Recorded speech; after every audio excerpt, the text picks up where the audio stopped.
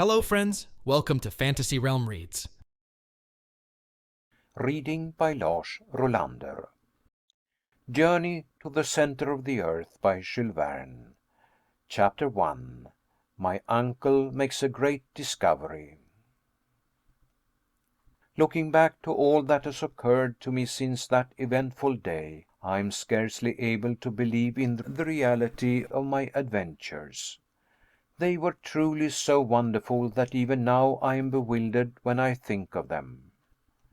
My uncle was a German, having married my mother's sister, an Englishwoman. Being very much attached to his fatherless nephew, he invited me to study under him in his home in the fatherland. This home was in a large town, and my uncle a professor of philosophy, chemistry, geology, mineralogy, and many other ologies. One day, after passing some hours in the laboratory, my uncle being absent at the time, I suddenly felt the necessity of renovating the tissues, that is, I was hungry, and was about to rouse up our old French cook, when my uncle, Professor von Hartwig, suddenly opened the street door and came rushing upstairs.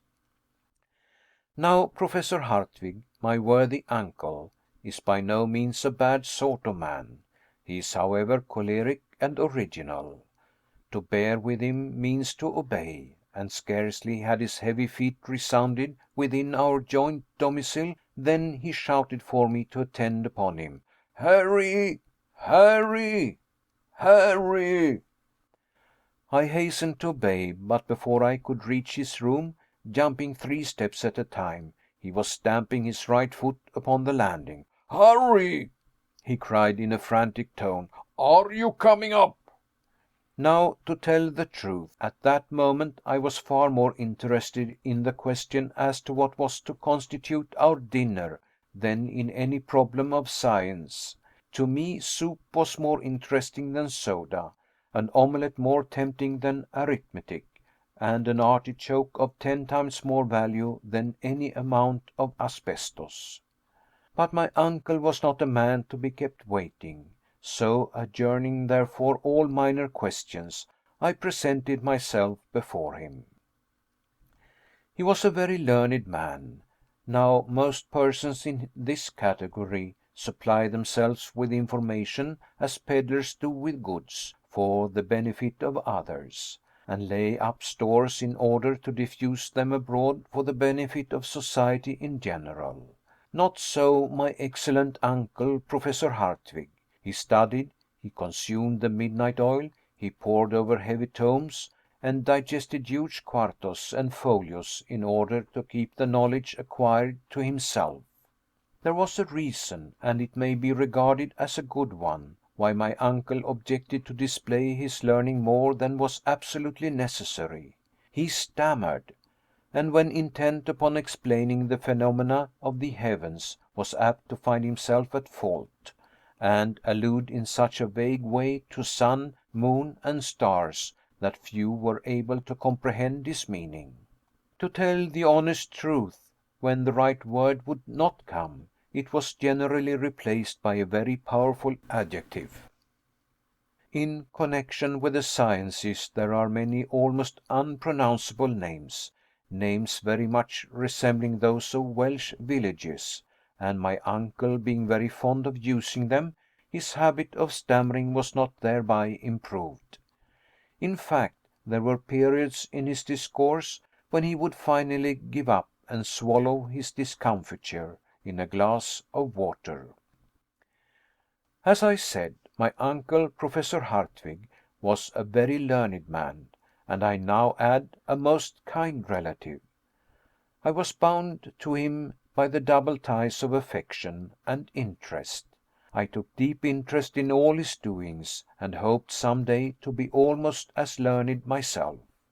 It was a rare thing for me to be absent from his lectures. Like him, I preferred mineralogy to all the other sciences. My anxiety was to gain real knowledge of the earth. Geology and mineralogy were to us the sole objects of life, and in connection with these studies, many a fair specimen of stone, chalk, or metal did we break with our hammers. Steel rods, loadstones, glass pipes, and bottles of various acids were oftener before us than our meals. My uncle Hartwig was once known to classify 600 different geological specimens by their weight, hardness, fusibility, sound, taste, and smell. He corresponded with all the great learned and scientific men of the age. I was therefore in constant communication with, at all events, the letters of Sir Humphrey Davy, Captain Franklin, and other great men. But before I state the subject on which my uncle wished to confer with me, I must say a word about his personal appearance. Alas! my readers will see a very different portrait of him at a future time, after he has gone through the fearful adventures yet to be related. My uncle was 50 years old, tall, thin, and wiry. Large spectacles hid, to a certain extent, his vast, round, and goggle eyes, while his nose was irreverently compared to a thin file. So much, indeed, did it resemble that useful article, that a compass was said in his presence to have made considerable nasal deviation. The truth being told, however, the only article really attracted to my uncle's nose was tobacco. Another peculiarity of his was that he always stepped a yard at a time, clenched his fists as if he were going to hit you, and was, when in one of his peculiar humors, very far from a pleasant companion. It is further necessary to observe that he lived in a very nice house, in that very nice street, the Königstrasse at Hamburg.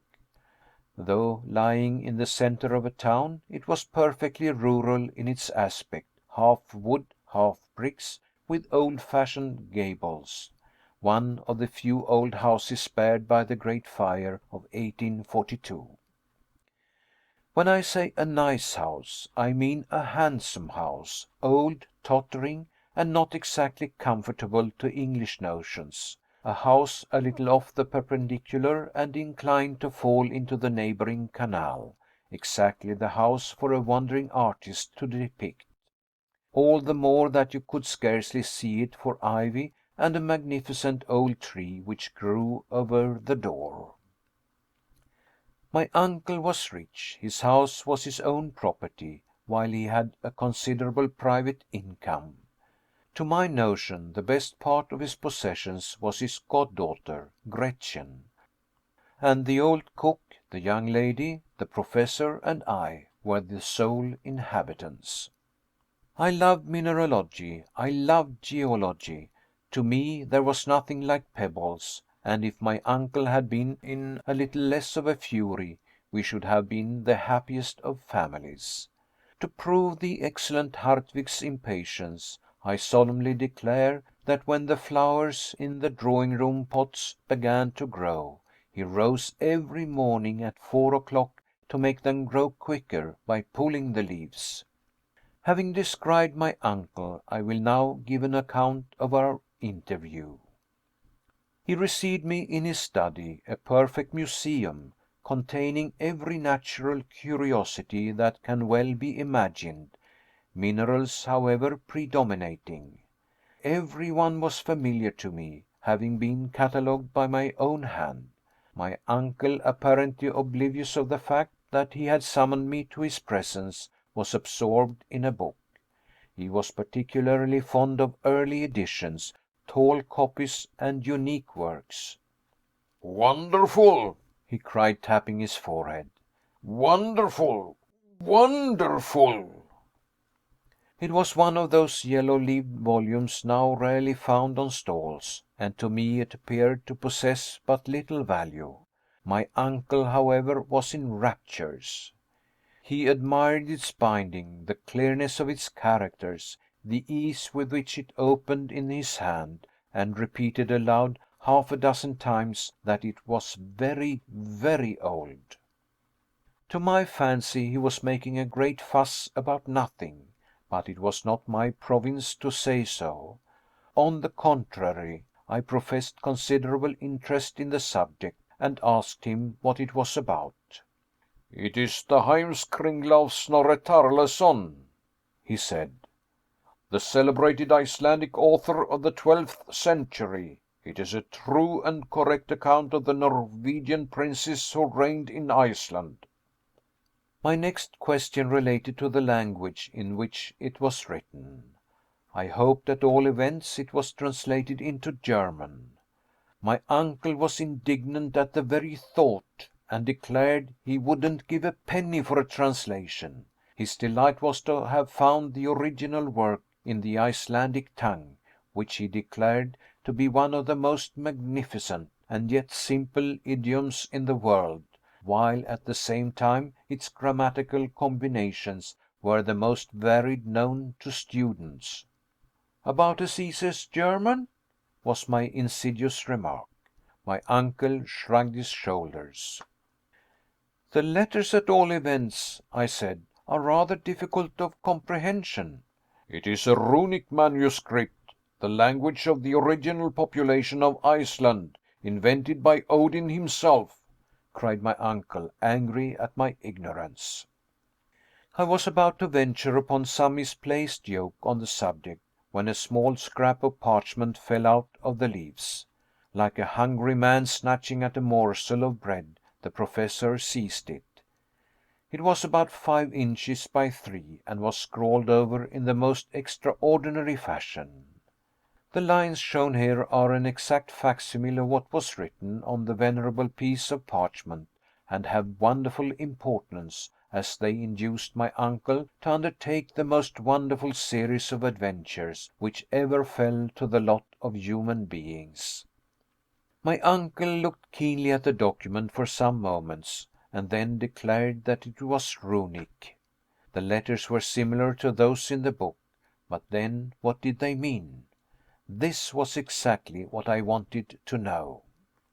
Now, as I had a strong conviction that the runic alphabet and dialect were simply an invention to mystify poor human nature, I was delighted to find that my uncle knew as much about the matter as I did, which was nothing. At all events, the tremulous motion of his fingers made me think so. "And yet," he muttered to himself, "it is old Icelandic. I am sure of it."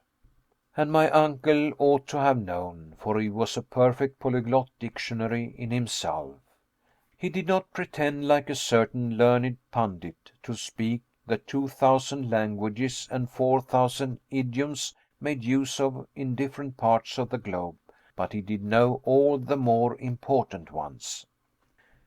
It is a matter of great doubt to me now, to what violent measures my uncle's impetuosity might have led him, had not the clock struck 2, and our old French cook called out to let us know that dinner was on the table. "Bother the dinner!" cried my uncle. But as I was hungry, I sallied forth to the dining room, where I took up my usual quarters. Out of politeness I waited 3 minutes, but no sign of my uncle the Professor. I was surprised. He was not usually so blind to the pleasure of a good dinner. It was the acme of German luxury: parsley soup, a ham omelette with sorrel trimmings, an oyster of veal stewed with prunes, delicious fruit, and sparkling Moselle.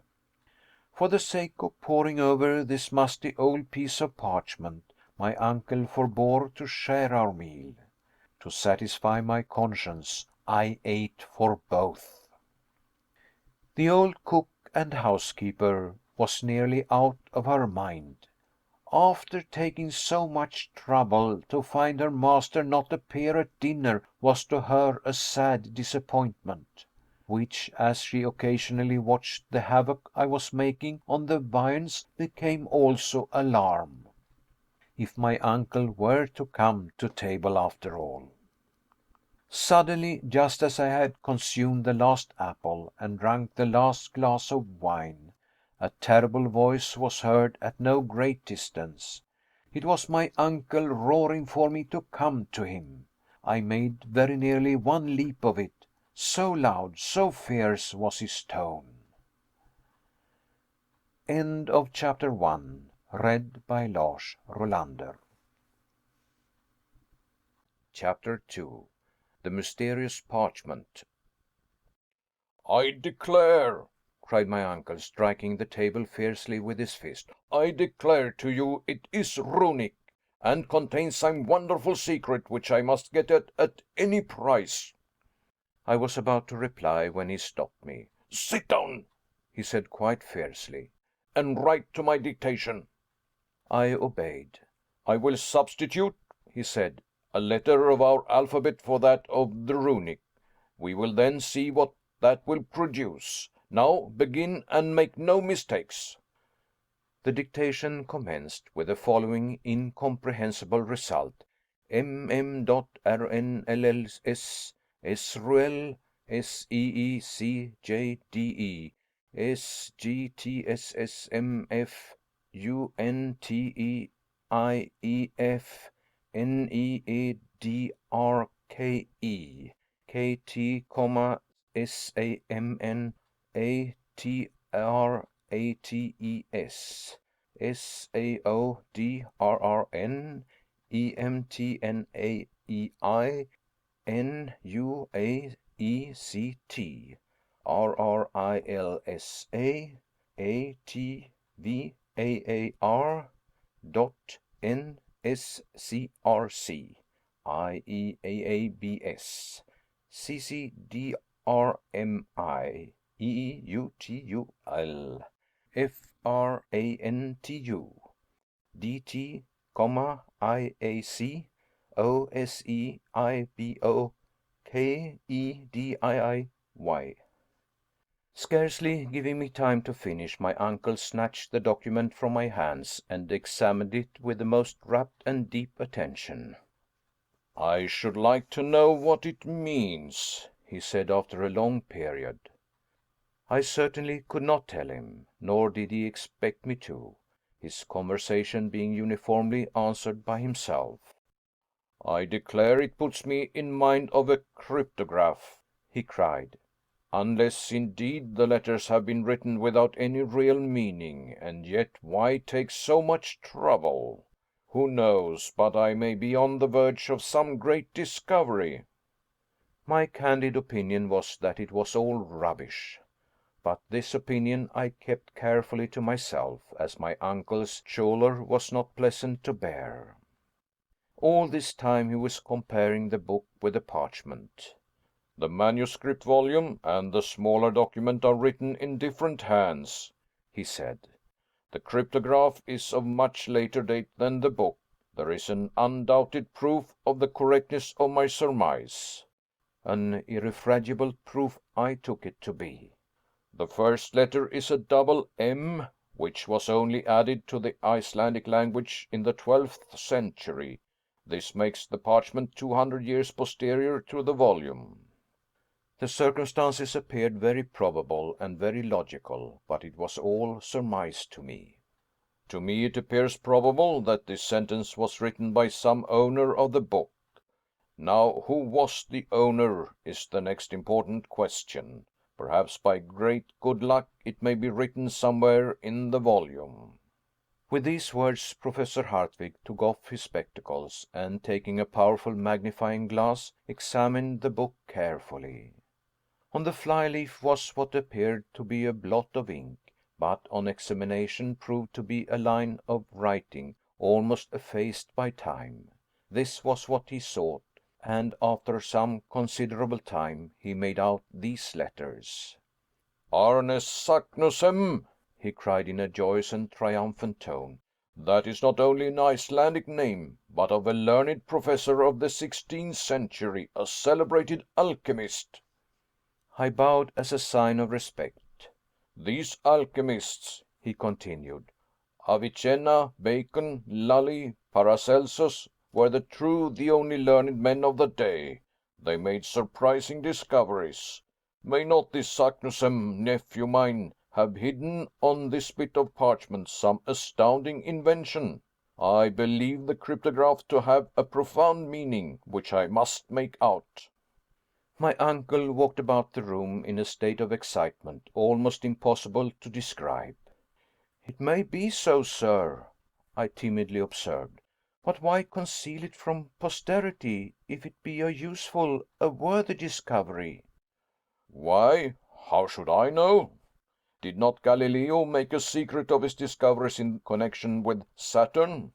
But we shall see. Until I discover the meaning of this sentence, I will neither eat nor sleep." "My dear uncle," I began. "Nor you neither," he added. I was lucky. I had taken double allowance that day. "In the first place," he continued, "there must be a clue to the meaning. If we could find that, the rest would be easy enough." I began seriously to reflect. The prospect of going without food and sleep was not a promising one, so I determined to do my best to solve the mystery. My uncle meanwhile went on with his soliloquy. "The way to discover it is easy enough. In this document there are 132 letters, giving 79 consonants to 53 vowels. This is about the proportion found in most southern languages, the idioms of the north being much more rich in consonants. We may confidently predict, therefore, that we have to deal with a southern dialect." Nothing could be more logical. "Now," said Professor Hardwigg, "to trace the particular language." "As Shakespeare says, that is the question," was my rather satirical reply.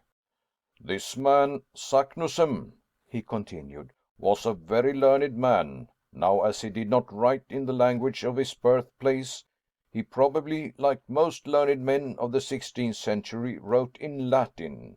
If, however, I prove wrong in this guess, we must try Spanish, French, Italian, Greek, and even Hebrew. My own opinion, though, is decidedly in favor of Latin." This proposition startled me.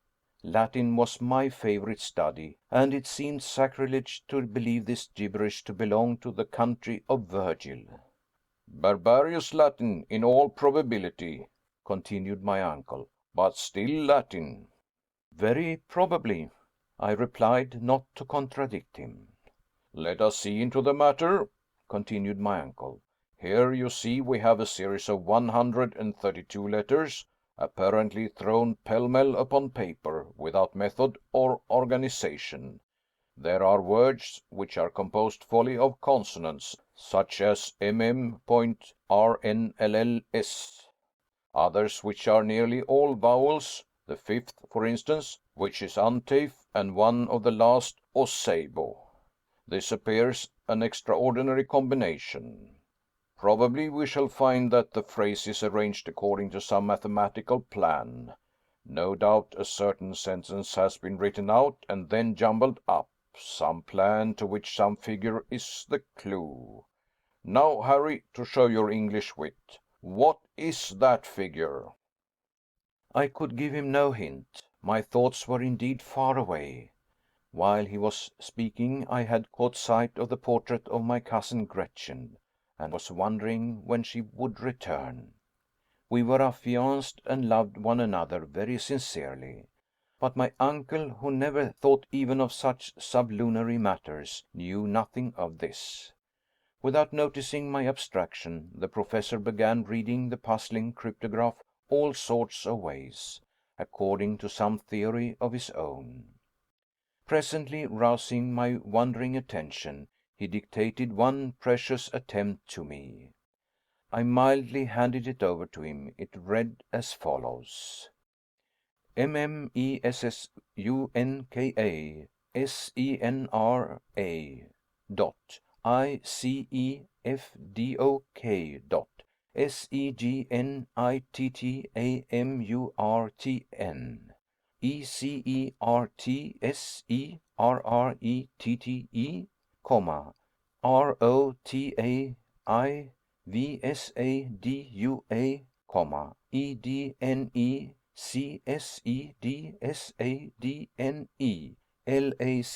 LACARTNIIILRJSIRATION. Immerse.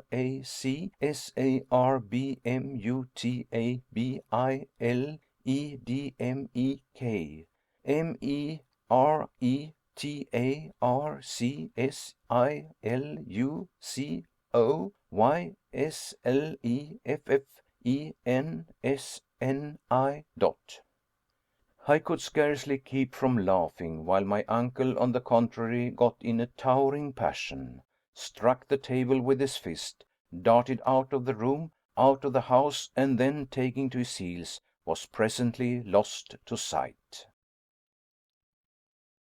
End of chapter 2. Read by Lars Rolander. Chapter 3. An astounding discovery. "What is the matter?" cried the cook, entering the room. "When will master have his dinner?" "Never." "And his supper?" "I don't know. He says he will eat no more, neither shall I. My uncle has determined to fast and make me fast until he makes out this abominable inscription," I replied. "You will be starved to death," she said. I was very much of the same opinion, but not liking to say so, sent her away, and began some of my usual work of classification. But try as I might, nothing could keep me from thinking alternately of the stupid manuscript and of the pretty Gretchen. Several times I thought of going out, but my uncle would have been angry at my absence. At the end of an hour my allotted task was done. How to pass the time? I began by lighting my pipe. Like all other students, I delighted in tobacco, and seating myself in the great armchair, I began to think. Where was my uncle? I could easily imagine him tearing along some solitary road, gesticulating, talking to himself, cutting the air with his cane, and still thinking of the absurd bit of hieroglyphics. Would he hit upon some clue? Would he come home in better humor? While these thoughts were passing through my brain, I mechanically took up the execrable puzzle, and tried every imaginable way of grouping the letters. I put them together by twos, by threes, fours, and fives, in vain. Nothing intelligible came out, except that the 14th, 15th, and 16th made eyes in English, the 84th, 85th, and 86th, the word sir. Then at last I seemed to find the Latin words rota, mutabile, ira, nec, atra. Ha! There seems to be some truth in my uncle's notion, thought I. Then again I seemed to find the word luco, which means sacred wood. Then in the third line I appeared to make out labiled, a perfect Hebrew word, and at the last the syllables mer, ar, mer, which were French. It was enough to drive one mad. 4 different idioms in this absurd phrase. What connection could there be between eyes, sir, anger, cruel, sacred wood, changing, mother, are, and sea? The first and the last might, in a sentence connected with Iceland, mean sea of ice. But what of the rest of this monstrous cryptograph? I was, in fact, fighting against an insurmountable difficulty. My brain was almost on fire. My eyes were strained with staring at the parchment. The whole absurd collection of letters appeared to dance before my vision in a number of black little groups. My mind was possessed with temporary hallucination. I was stifling. I wanted air. Mechanically I fanned myself with the document, of which now I saw the back and then the front. Imagine my surprise when, glancing at the back of the wearisome puzzle, the ink having gone through, I clearly made out Latin words, and among others craterem and terrestre. I had discovered the secret. It came upon me like a flash of lightning. I had got the clue. All you had to do to understand the document was to read it backwards. All the ingenious ideas of the professor were realized. He had dictated it rightly to me, By a mere accident I had discovered what he so much desired. My delight, my emotion may be imagined. My eyes were dazzled, and I trembled so that at first I could make nothing of it. One look, however, would tell me all I wished to know. "Let me read," I said to myself, after drawing a long breath. I spread it before me on the table. I passed my finger over each letter. I spelled it through. In my excitement I read it out. What horror and stupefaction took possession of my soul! I was like a man who had received a knockdown blow. Was it possible that I really read the terrible secret, and it had really been accomplished? A man had dared to do what? No living being should ever know. "Never," cried I, jumping up, "never shall my uncle be made aware of the dread secret. He would be quite capable of undertaking the terrible journey. Nothing would check him, nothing stop him. Worse, he would compel me to accompany him, and we should be lost forever. But no, such folly and madness cannot be allowed." I was almost beside myself with rage and fury. "My worthy uncle is already nearly mad," I cried aloud. "This would finish him. By some accident he may make the discovery, in which case we are both lost. Perish the fearful secret, let the flames forever bury it in oblivion." I snatched up book and parchment, and was about to cast them into the fire, when the door opened and my uncle entered. I had scarcely time to put down the wretched documents before my uncle was by my side. He was profoundly absorbed. His thoughts were evidently bent on the terrible parchment. Some new combination had probably struck him while taking his walk. He seated himself in his armchair, and with a pen began to make an algebraical calculation. I watched him with anxious eyes. My flesh crawled as it became probable that he would discover the secret. His combinations I knew now were useless, I having discovered the one only clue. For 3 mortal hours he continued without speaking a word, without raising his head, scratching, rewriting, calculating over and over again. I knew that in time he must hit upon the right phrase. The letters of every alphabet have only a certain number of combinations, but then years might elapse before he would arrive at the correct solution. Still time went on, night came, the sounds in the streets ceased, and still my uncle went on, not even answering our worthy cook when she called us to supper. I did not dare to leave him, so waved her away, and at last fell asleep on the sofa. When I awoke, my uncle was still at work. His red eyes, his pallid countenance, his matted hair, his feverish hands, his hectically flushed cheeks, showed how terrible had been his struggle with the impossible, and what fearful fatigue he had undergone during that long sleepless night. It made me quite ill to look at him. Though he was rather severe with me, I loved him, and my heart ached at his sufferings. He was so overcome by one idea that he could not even get in a passion. All his energies were focused on one point, and I knew that by speaking one little word all this suffering would cease. I could not speak it. My heart was nevertheless inclining towards him. Why then did I remain silent? In the interest of my uncle himself. "Nothing shall make me speak," I muttered. "He will want to follow in the footsteps of the other. I know him well. His imagination is a perfect volcano, and to make discoveries in the interests of geology he would sacrifice his life. I will therefore be silent, and strictly keep the secret I have discovered. To reveal it would be suicidal. He would not only rush himself to destruction, but drag me with him. I crossed my arms, looked another way, and smoked, resolved never to speak. When our cook wanted to go out to market or any other errand, she found the front door locked and the key taken away. Was this done purposely or not? Surely Professor Hartwig did not intend the old woman and myself to become martyrs to his obstinate will. Were we to be starved to death? A frightful recollection came to my mind.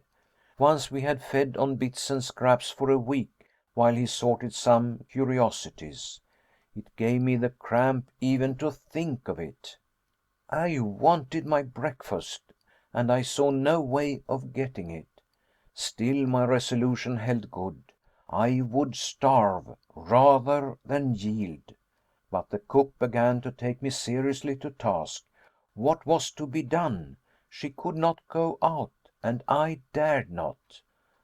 My uncle continued counting and writing. His imagination seemed to have translated him to the skies. He neither thought of eating nor drinking. In this way 12 o'clock came round. I was hungry, and there was nothing in the house. The cook had eaten the last bit of bread. This could not go on. It did, however, until 2, when my sensations were terrible. After all, I began to think the document very absurd. Perhaps it might only be a gigantic hoax. Besides, some means would surely be found to keep my uncle back from attempting any such absurd expedition. On the other hand, if he did attempt anything so quixotic, I should not be compelled to accompany him. Another line of reasoning partially decided me. Very likely he would make the discovery himself when I should have suffered starvation for nothing. Under the influence of hunger, this reasoning appeared admirable. I determined to tell all. The question now arose as to how it was to be done. I was still dwelling on the thought when he rose and put on his hat. What, go out and lock us in? Never! Uncle, I began. He did not appear even to hear me. Professor Hartwig, I cried. What? He retorted. Did you speak? How about the key? What key? The key of the door? No, of these horrible hieroglyphics. He looked at me from under his spectacles, and started at the odd expression of my face. Rushing forward, he clutched me by the arm and keenly examined my countenance. His very look was an interrogation. I simply nodded. With an incredulous shrug of the shoulders, he turned upon his heel. Undoubtedly, he thought I had gone mad. I have made a very important discovery. His eyes flashed with excitement. His hand was lifted in a menacing attitude. For a moment neither of us spoke. It is hard to say which was most excited. You don't mean to say that you have any idea of the meaning of the scroll? I do, was my desperate reply. Look at the sentence as dictated by you. Well, but it means nothing, was the angry answer. Nothing if you read from left to right. But mark, if from right to left. Backwards, cried my uncle in wild amazement. Oh, most cunning Saknussemm, and I to be such a blockhead! He snatched up the document, gazed at it with haggard eye, and read it out as I had done. It read as follows: In Sneffels jocules craterem chem delibat, umbra scartaris Julii intra calendas descende, audas viator, et terrestre centrum attinges, quod feci Arne Saknussemm. Which dog Latin being translated reads as follows: Descend into the crater of Jokul of Sneffels, which the shade of Scartaris caresses before the calends of July, audacious traveler, and you will reach the center of the earth. I did it, Arne Saknussemm. My uncle leaped 3 feet from the ground with joy. He looked radiant and handsome. He rushed about the room, wild with delight and satisfaction. He knocked over tables and chairs. He threw his books about until at last, utterly exhausted, he fell into his armchair. "What's o'clock?" he asked. "About 3." "My dinner does not seem to have done me much good," he observed. "Let me have something to eat. We can then start at once. Get my portmanteau ready." "What for?" "And your own," he continued. "We start at once." My horror may be conceived. I resolved, however, to show no fear. Scientific reasons were the only ones likely to influence my uncle. Now there were many against this terrible journey. The very idea of going down to the center of the earth was simply absurd.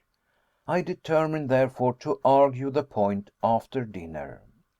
My uncle's rage was now directed against the cook for having no dinner ready. My explanation, however, satisfied him, and having gotten the key, she soon contrived to get sufficient to satisfy our voracious appetites. During the repast my uncle was rather gay than otherwise. He made some of those peculiar jokes which belong exclusively to the learned. As soon, however, as dessert was over, he called me to his study. We each took a chair on opposite sides of the table. "Henry," he said in a soft and winning voice, "I have always believed you ingenious, and you have rendered me a service never to be forgotten. Without you, this great, this wondrous discovery would never have been made. It is my duty, therefore, to insist on your sharing the glory." He is in a good humor, thought I. I'll soon let him know my opinion of glory. "In the first place," he continued, "you must keep the whole affair a profound secret. There is no more envious race of men than scientific discoverers. Many would start on the same journey. At all events, we will be the first in the field." "I doubt your having many competitors," was my reply. "A man of real scientific acquirements would be delighted at the chance. We should find a perfect stream of pilgrims on the traces of Arne Saknussemm, if this document were once made public." "But, my dear sir, is not this paper very likely to be a hoax?" I urged.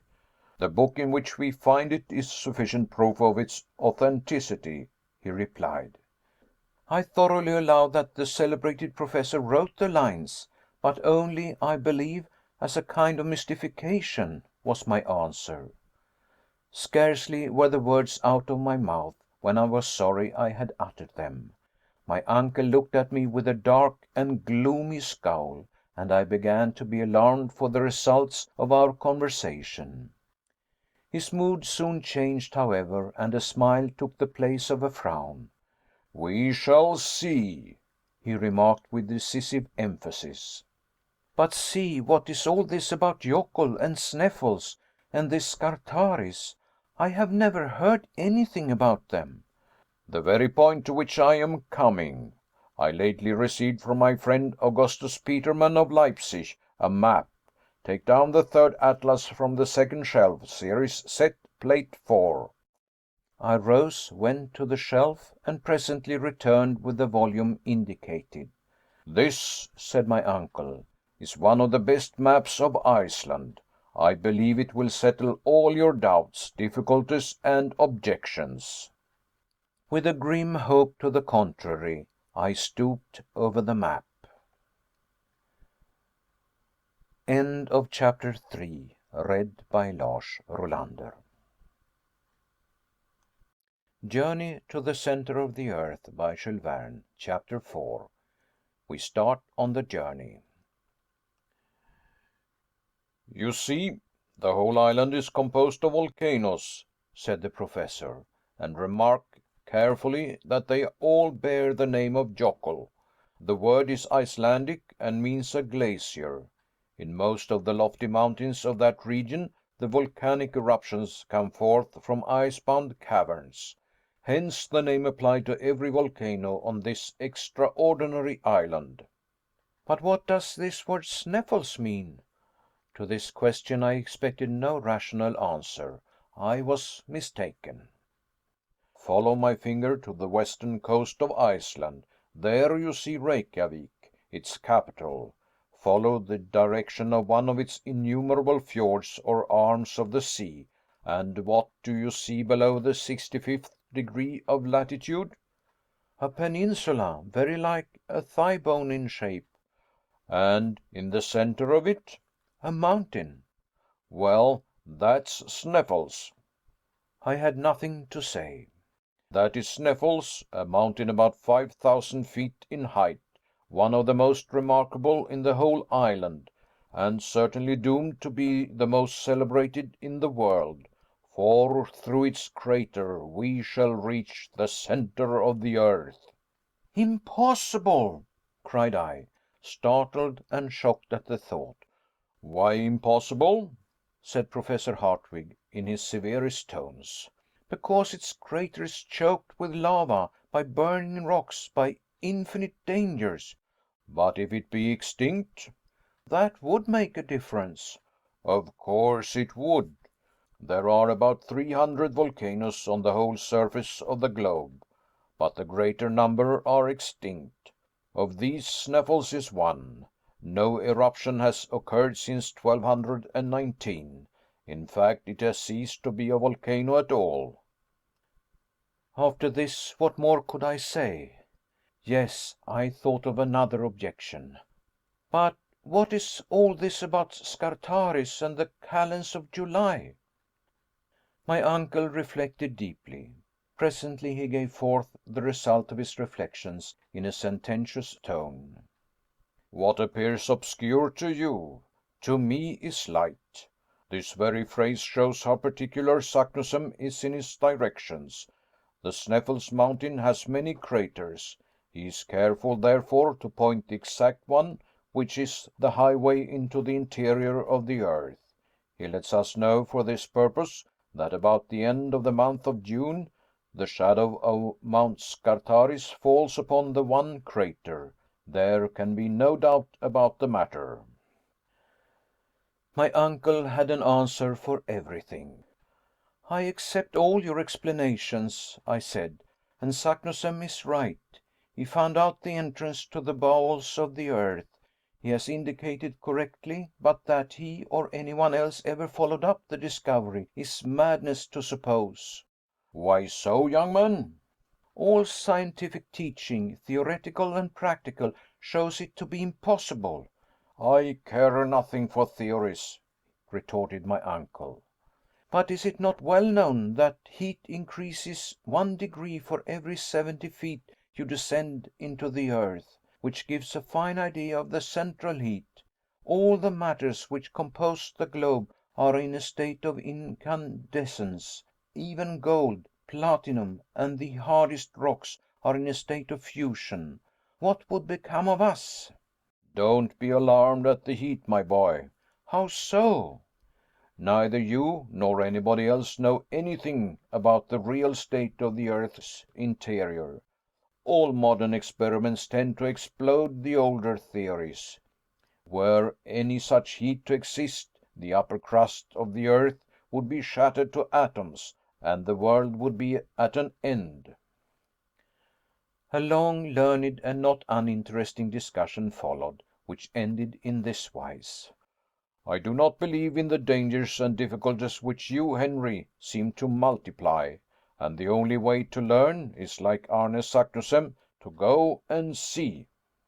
Well, cried I, overcome at last, let us go and see. Though how we can do that in the dark is another mystery. Fear nothing. We shall overcome these and many other difficulties. Besides, as we approach the center, I expect to find it luminous. Nothing is impossible. And now that we have come to a thorough understanding, not a word to any living soul. Our success depends on secrecy and dispatch. Thus ended our memorable conference, which roused a perfect fever in me. Leaving my uncle, I went forth like one possessed. Reaching the banks of the Elbe, I began to think. Was all I had heard really and truly possible? Was my uncle in his sober senses, and could the interior of the earth be reached? Was I the victim of a madman, or was he a discoverer of rare courage and grandeur of conception? To a certain extent I was anxious to be off. I was afraid my enthusiasm would cool. I determined to pack up at once. At the end of an hour, however, on my way home, I found that my feelings had very much changed. "I'm all abroad," I cried. "'Tis a nightmare. I must have dreamt it." At this moment I came face to face with Gretchen, whom I warmly embraced. "So you have come to meet me?" she said. "How good of you! But what is the matter?" Well, it was no use mincing the matter. I told her all. She listened with awe, and for some minutes she could not speak. "Well," I at last said, rather anxiously. "What a magnificent journey! If I were only a man! A journey worthy of the nephew of Professor Hardwigg. I should look upon it as an honor to accompany him." "My dear Gretchen, I thought you would be the first to cry out against this mad enterprise." "No, on the contrary, I glory in it. It is magnificent, splendid, an idea worthy of my father, Henry Lawson. I envy you." This was, as it were, conclusive, the final blow of all. When we entered the house we found my uncle surrounded by workmen and porters, who were packing up. He was pulling and hauling at a bell. Where have you been wasting your time? Your portmanteau is not packed. My papers are not in order. The precious tailor has not brought my clothes, nor my gaiters. The key of my carpet bag is gone." I looked at him stupefied, and still he tugged away at the bell. "We are really off, then?" I said. "Yes, of course. And yet you go out for a stroll. Unfortunate boy!" "And when do we go?" "The day after tomorrow at daybreak." I heard no more, but darted off to my little bedchamber and locked myself in. There was no doubt about it now. My uncle had been hard at work all the afternoon. The garden was full of ropes, rope ladders, torches, gourds, iron clamps, crowbars, alpenstocks, and pickaxes, enough to load 10 men. I passed a terrible night. I was called early the next day to learn that the resolution of my uncle was unchanged and irrevocable. I also found my cousin and affianced wife as warm on the subject as was her father. Next day, at 5 o'clock in the morning, the post chaise was at the door.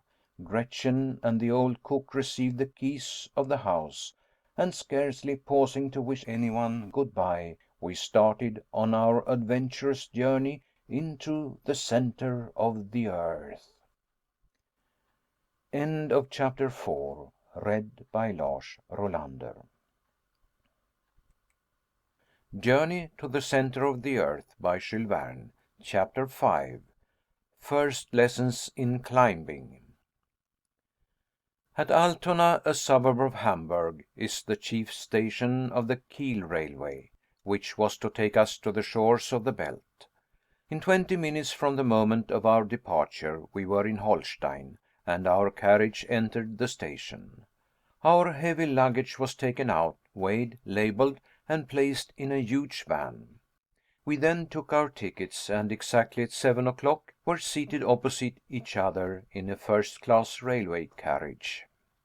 My uncle said nothing. He was too busy examining his papers, among which of course was the famous parchment and some letters of introduction from the Danish consul, which were to pave the way to an introduction to the governor of Iceland. My only amusement was looking out of the window. But as we passed through a flat though fertile country, this occupation was slightly monotonous. In 3 hours we reached Kiel, and our baggage was at once transferred to the steamer. We had now a day before us, a delay of about 10 hours, which fact put my uncle in a towering passion. we had nothing to do but to walk about the pretty town and bay. At length, however, we went on board, and at 10:30 were steaming down the Great Belt. It was a dark night with a strong breeze and a rough sea, nothing being visible but the occasional fires on shore, with here and there a lighthouse. At 7 in the morning we left Korsør, a little town on the western side of Sealand. Here we took another railway, which in 3 hours brought us to the capital, Copenhagen, where, scarcely taking time for refreshment, my uncle hurried out to present one of his letters of introduction. It was to the director of the Museum of Antiquities, who, having been informed that we were tourists bound for Iceland, did all he could to assist us. One wretched hope sustained me now. Perhaps no vessel was bound for such distant parts. Alas! A little Danish schooner, the Valkyrie, was to sail on the 2nd of June for Reykjavik. The captain, M. Bjarne, was on board, and was rather surprised at the energy and cordiality with which his future passenger shook him by the hand. To him a voyage to Iceland was merely a matter of course. My uncle, on the other hand, considered the event of sublime importance. The honest sailor took advantage of the professor's enthusiasm to double the fare. On Tuesday morning at 7 o'clock be on board, said M. Bjarne, handing us our receipts. Excellent, capital, glorious, remarked my uncle as we sat down to a late breakfast. Refresh yourself, my boy, and we will take a run through the town. Our meal concluded, we went to the Kongens Nytorv, to the king's magnificent palace, to the beautiful bridge over the canal near the museum, to the immense cenotaph of Thorvaldsen with its hideous naval groups, to the castle of Rosenberg, and to all the other lions of the place, none of which my uncle even saw, so absorbed was he in his anticipated triumphs. But one thing struck his fancy, and that was a certain singular steeple situated on the island of Amak, which is the southeast quarter of the city of Copenhagen. My uncle at once ordered me to turn my steps that way, and accordingly we went on board the steam ferry boat which does duty on the canal, and very soon reached the noted dockyard quay. In the first instance we crossed some narrow streets, where we met numerous groups of galley slaves, with parti-colored trousers, grey and yellow, working under the orders and the sticks of severe taskmasters, and finally reached the Vår Frälsares Kirk. This church exhibited nothing remarkable in itself.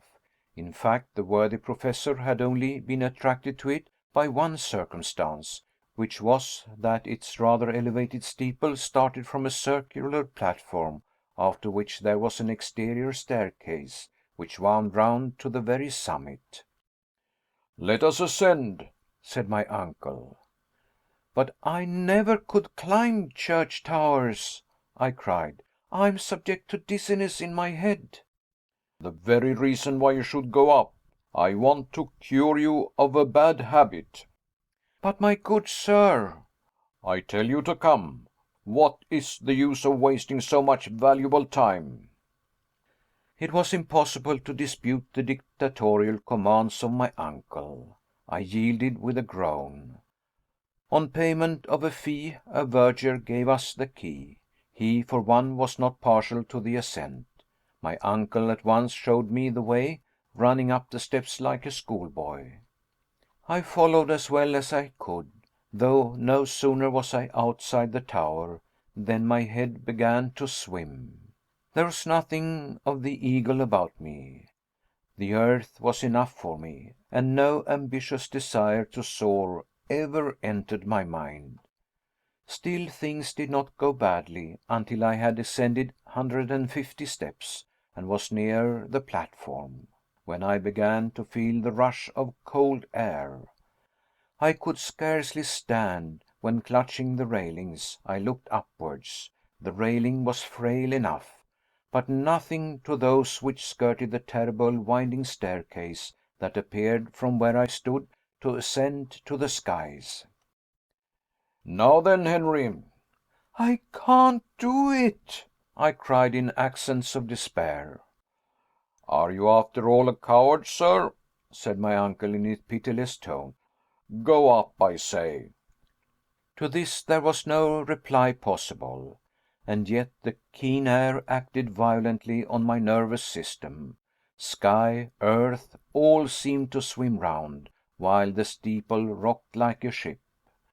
My legs gave way like those of a drunken man.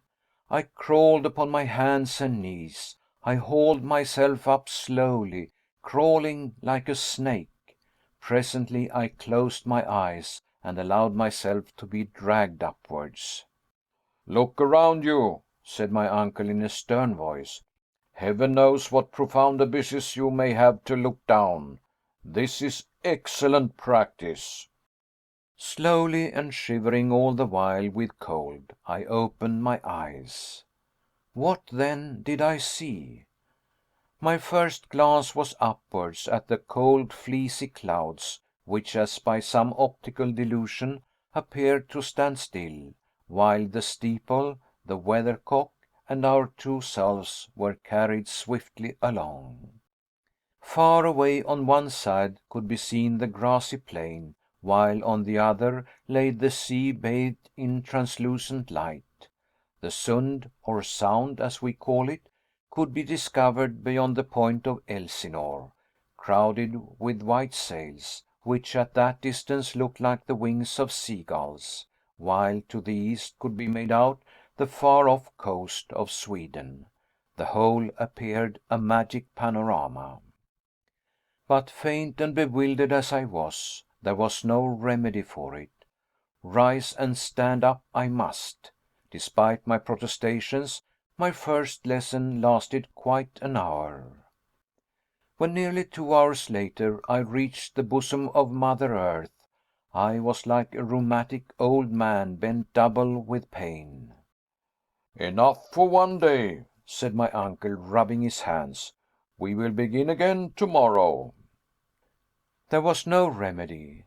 My lessons lasted 5 days, and at the end of that period I ascended blithely enough, and found myself able to look down into the depths below without even winking, and with some degree of pleasure. End of chapter 5. Read by Lars Rolander. Journey to the Center of the Earth. Chapter 6. Our Voyage to Iceland. The hour of departure came at last. The night before, the worthy Mr. Thompson brought us the most cordial letters of introduction for Baron Tramp, Governor of Iceland, for Mr. Picturson, coadjutor to the bishop, and for Mr. Finson, mayor of the town of Reykjavik. In return, my uncle nearly crushed his hands, so warmly did he shake them. On the 2nd of the month, at 2 in the morning, our precious cargo of luggage was taken on board the good ship Valkyrie.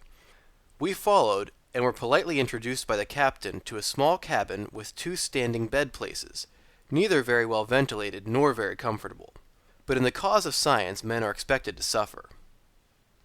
"Well, and have we a fair wind?" cried my uncle in his most mellifluous accents. "An excellent wind!" cried Captain Bjarn. "We shall leave the Sound going free with all sails set." A few minutes afterwards, the schooner started before the wind, under all the canvas she could carry, and entered the channel. An hour later, the capital of Denmark seemed to sink into the waves, and we were at no great distance from the coast of Elsinore. My uncle was delighted. For myself, moody and dissatisfied, I appeared almost to expect a glimpse of the ghost of Hamlet. Sublime madman, thought I, you doubtless would approve our proceedings. You might perhaps even follow us to the center of the earth, there to resolve your eternal doubts. But no ghost or anything else appeared upon the ancient walls. The fact is, the castle is much later than the time of the heroic Prince of Denmark. It is now the residence of the keeper of the Strait of the Sound, and through that sound more than 15,000 vessels of all nations pass every year.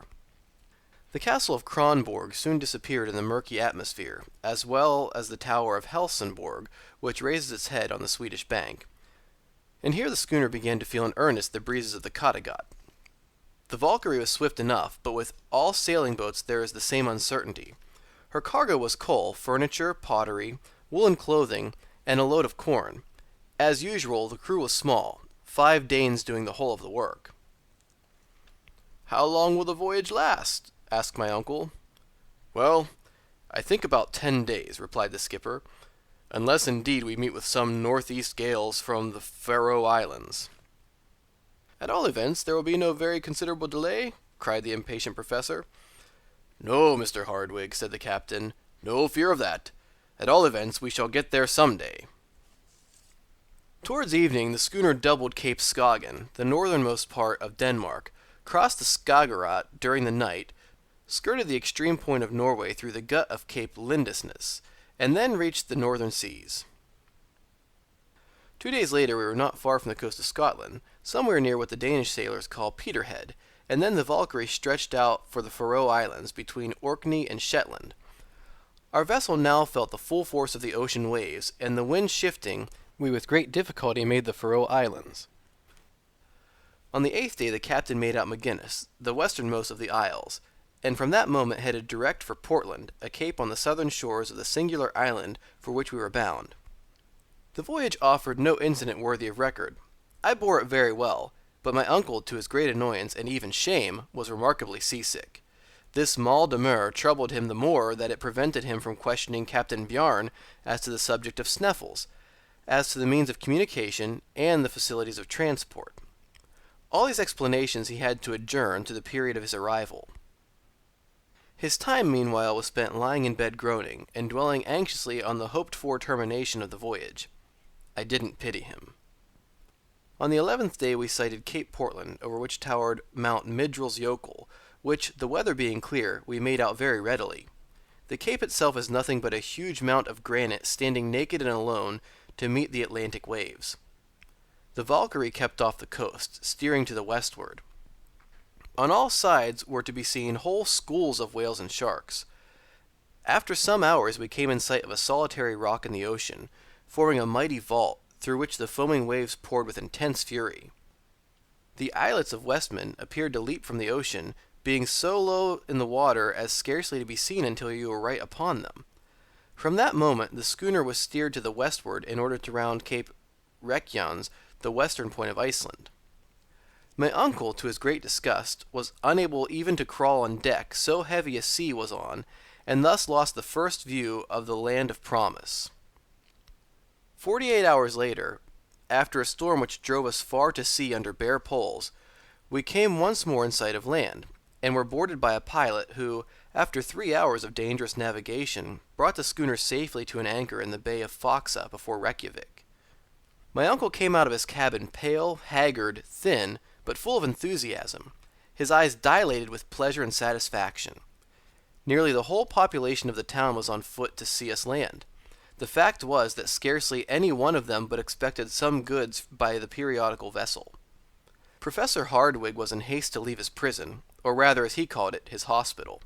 But before he attempted to do so, he caught hold of my hand, led me to the quarter-deck of the schooner, took my arm with his left hand, and pointed inland with his right, over the northern part of the bay, to where rose a high 2-peaked mountain, a double cone covered with eternal snow. "Behold," he whispered in an awe-stricken voice, "behold Mount Sneffels." Then, without further remark, he put his finger to his lips, frowned darkly, and descended into the small boat which awaited us. I followed, and in a few minutes we stood upon the soil of mysterious Iceland. Scarcely were we fairly on shore, when there appeared before us a man of excellent appearance, wearing the costume of a military officer. He was, however, but a civil servant, a magistrate, the governor of the island, Baron Tramp. The professor knew whom he had to deal with.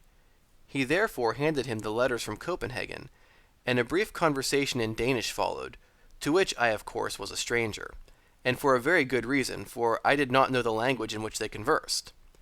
I afterwards heard, however, that Baron Tramp placed himself entirely at the beck and call of Professor Hardwigg.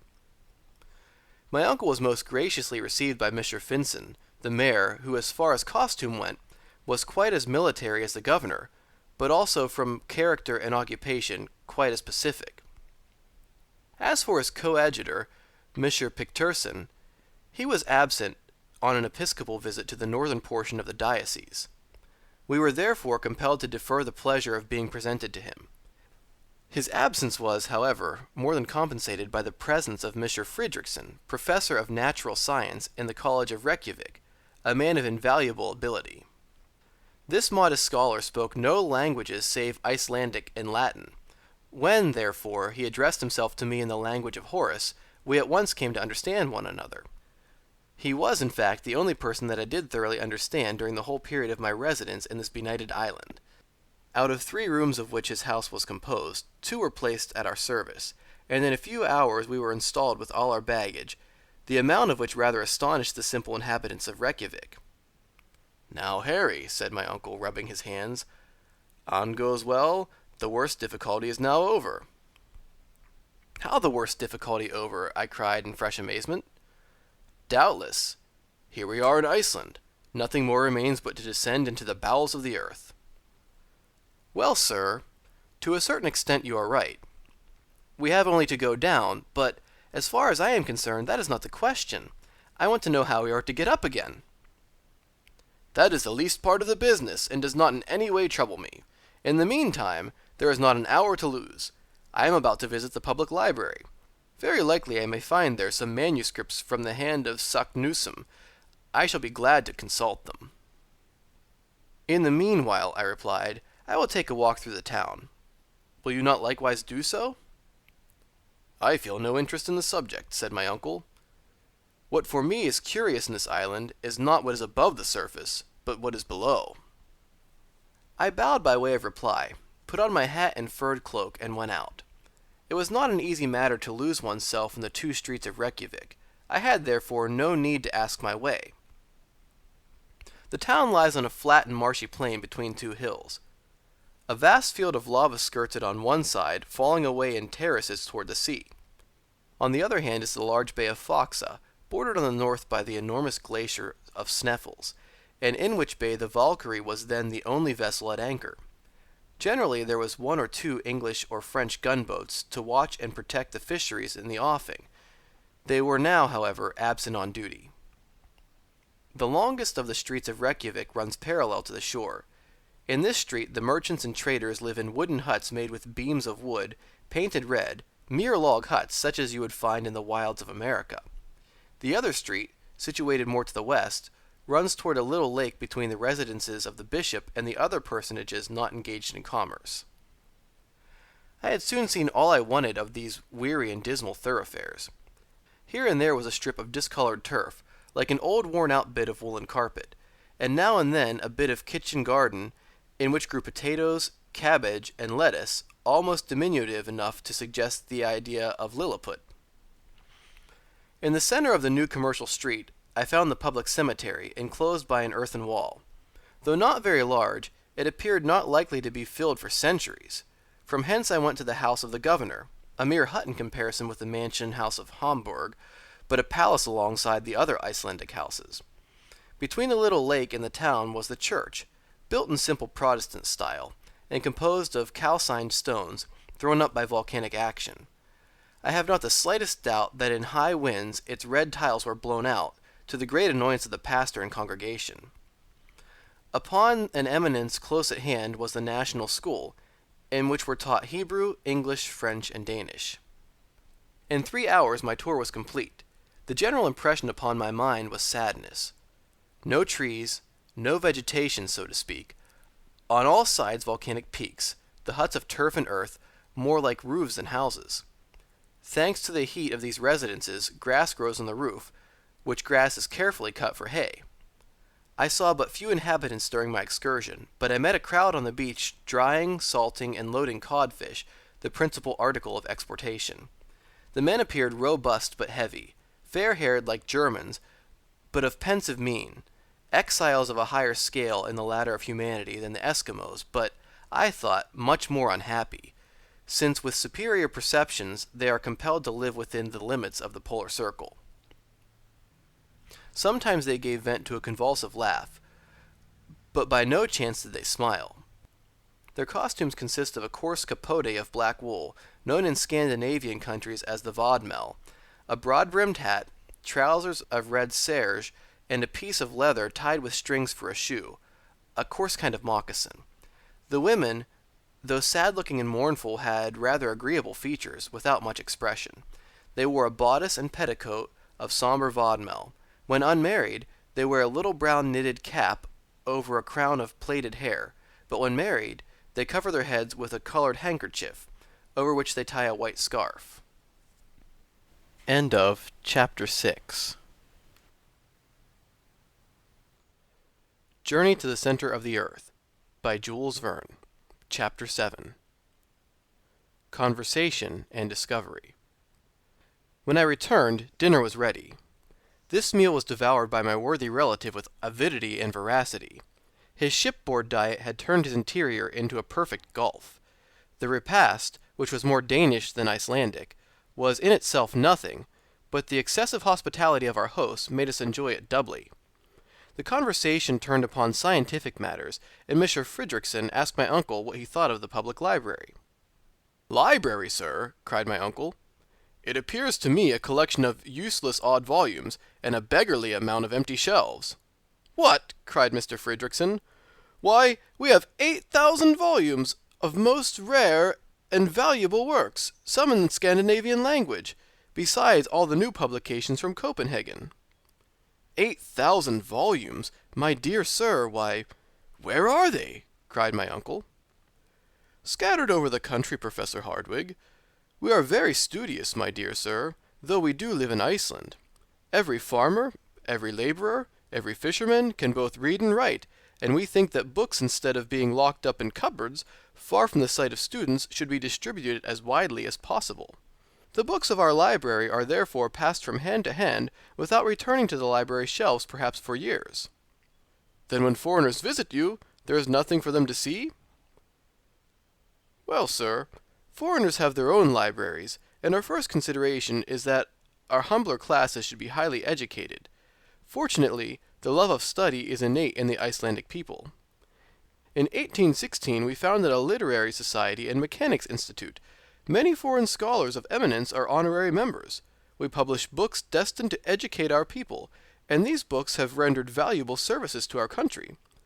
Allow me to have the honor, Professor Hardwigg, to enroll you as an honorary member." My uncle, who already belonged to nearly every literary and scientific institution in Europe, immediately yielded to the amiable wishes of the good Mr. Fridriksson. "And now," he said, after many expressions of gratitude and goodwill, "if you will tell me what books you expect to find, perhaps I may be of some assistance to you." I watched my uncle keenly. For a minute or two he hesitated, as if unwilling to speak. To speak openly was, perhaps, to unveil his projects. Nevertheless, after some reflection, he made up his mind. "Well, Mr. Fridriksson," he said in an easy, unconcerned kind of way, "I was desirous of ascertaining if among other valuable works you had any of the learned Arne Saknussemm." "Arne Saknussemm!" cried the professor of Reykjavik. "You speak of one of the most distinguished scholars of the 16th century, of the great naturalist, the great alchemist, the great traveler." "Exactly so." "One of the most distinguished men connected with Icelandic science and literature." "As you say, sir." "A man illustrious above all." "Yes, sir, all this is true, but his works?" "We have none of them." "Not in Iceland?" "There are none in Iceland, or elsewhere," answered the other sadly. "Why so?" "Because Arne Saknussemm was persecuted for heresy, and in 1573 his works were publicly burnt at Copenhagen by the hands of the common hangman." "Very good, capital," murmured my uncle, to the great astonishment of the worthy Icelander. "You said, sir?" Yes, all is clear. I see the link in the chain. Everything is explained, and I now understand why Arne Saknussemm, put out of court, forced to hide his magnificent discoveries, was compelled to conceal beneath the veil of an incomprehensible cryptograph the secret." "What secret?" "A secret which—" stammered my uncle. "Have you discovered some wonderful manuscript?" cried Mr. Fridriksson. No, I was carried away by my enthusiasm. A mere supposition." "Very good, sir. But really, to turn to another subject, I hope you will not leave our island without examining into its mineralogical riches." "Well, the fact is, I am rather late. So many learned men have been here before me." "Yes, yes, but there is still much to be done," cried Mr. Friedrichsen. "You think so?" said my uncle, his eyes twinkling with hidden satisfaction. "Yes, you have no idea how many unknown mountains, glaciers, volcanoes there are which remain to be studied. Without moving from where we sit, I can show you one. Yonder on the edge of the horizon you see Sneffels." "Oh yes, Sneffels," said my uncle. "One of the most curious volcanoes in existence, the crater of which has been rarely visited." "Extinct?" "Extinct any time these 500 years," was the ready reply. "Well," said my uncle, who dug his nails into his flesh, and pressed his knees tightly together to prevent himself leaping up with joy, "I have a great mind to begin my studies with an examination of the geological mysteries of this Mount Feisel, what do you call it?" "Sneffels, my dear sir." This portion of the conversation took place in Latin, and I therefore understood all that had been said. I could scarcely keep my countenance when I found my uncle so cunningly concealing his delight and satisfaction. I must confess that his artful grimaces, put on to conceal his happiness, made him look like a new Mephistopheles. "Yes, yes," he continued, "your proposition delights me. I will endeavor to climb to the summit of Sneffels, and, if possible, will descend into its crater." "I very much regret," continued Mr. Friedrichsen, "that my occupation will entirely preclude the possibility of my accompanying you. It would have been both pleasurable and profitable if I could have spared the time." "No, no, 1,000 times no," cried my uncle. "I do not wish to disturb the serenity of any man. I thank you, however, with all my heart. The presence of one so learned as yourself would no doubt have been most useful, but the duties of your office and profession before everything." In the innocence of his simple heart, our host did not perceive the irony of these remarks. "I entirely approve your project," continued the Icelander after some further remarks. "It is a good idea to begin by examining this volcano.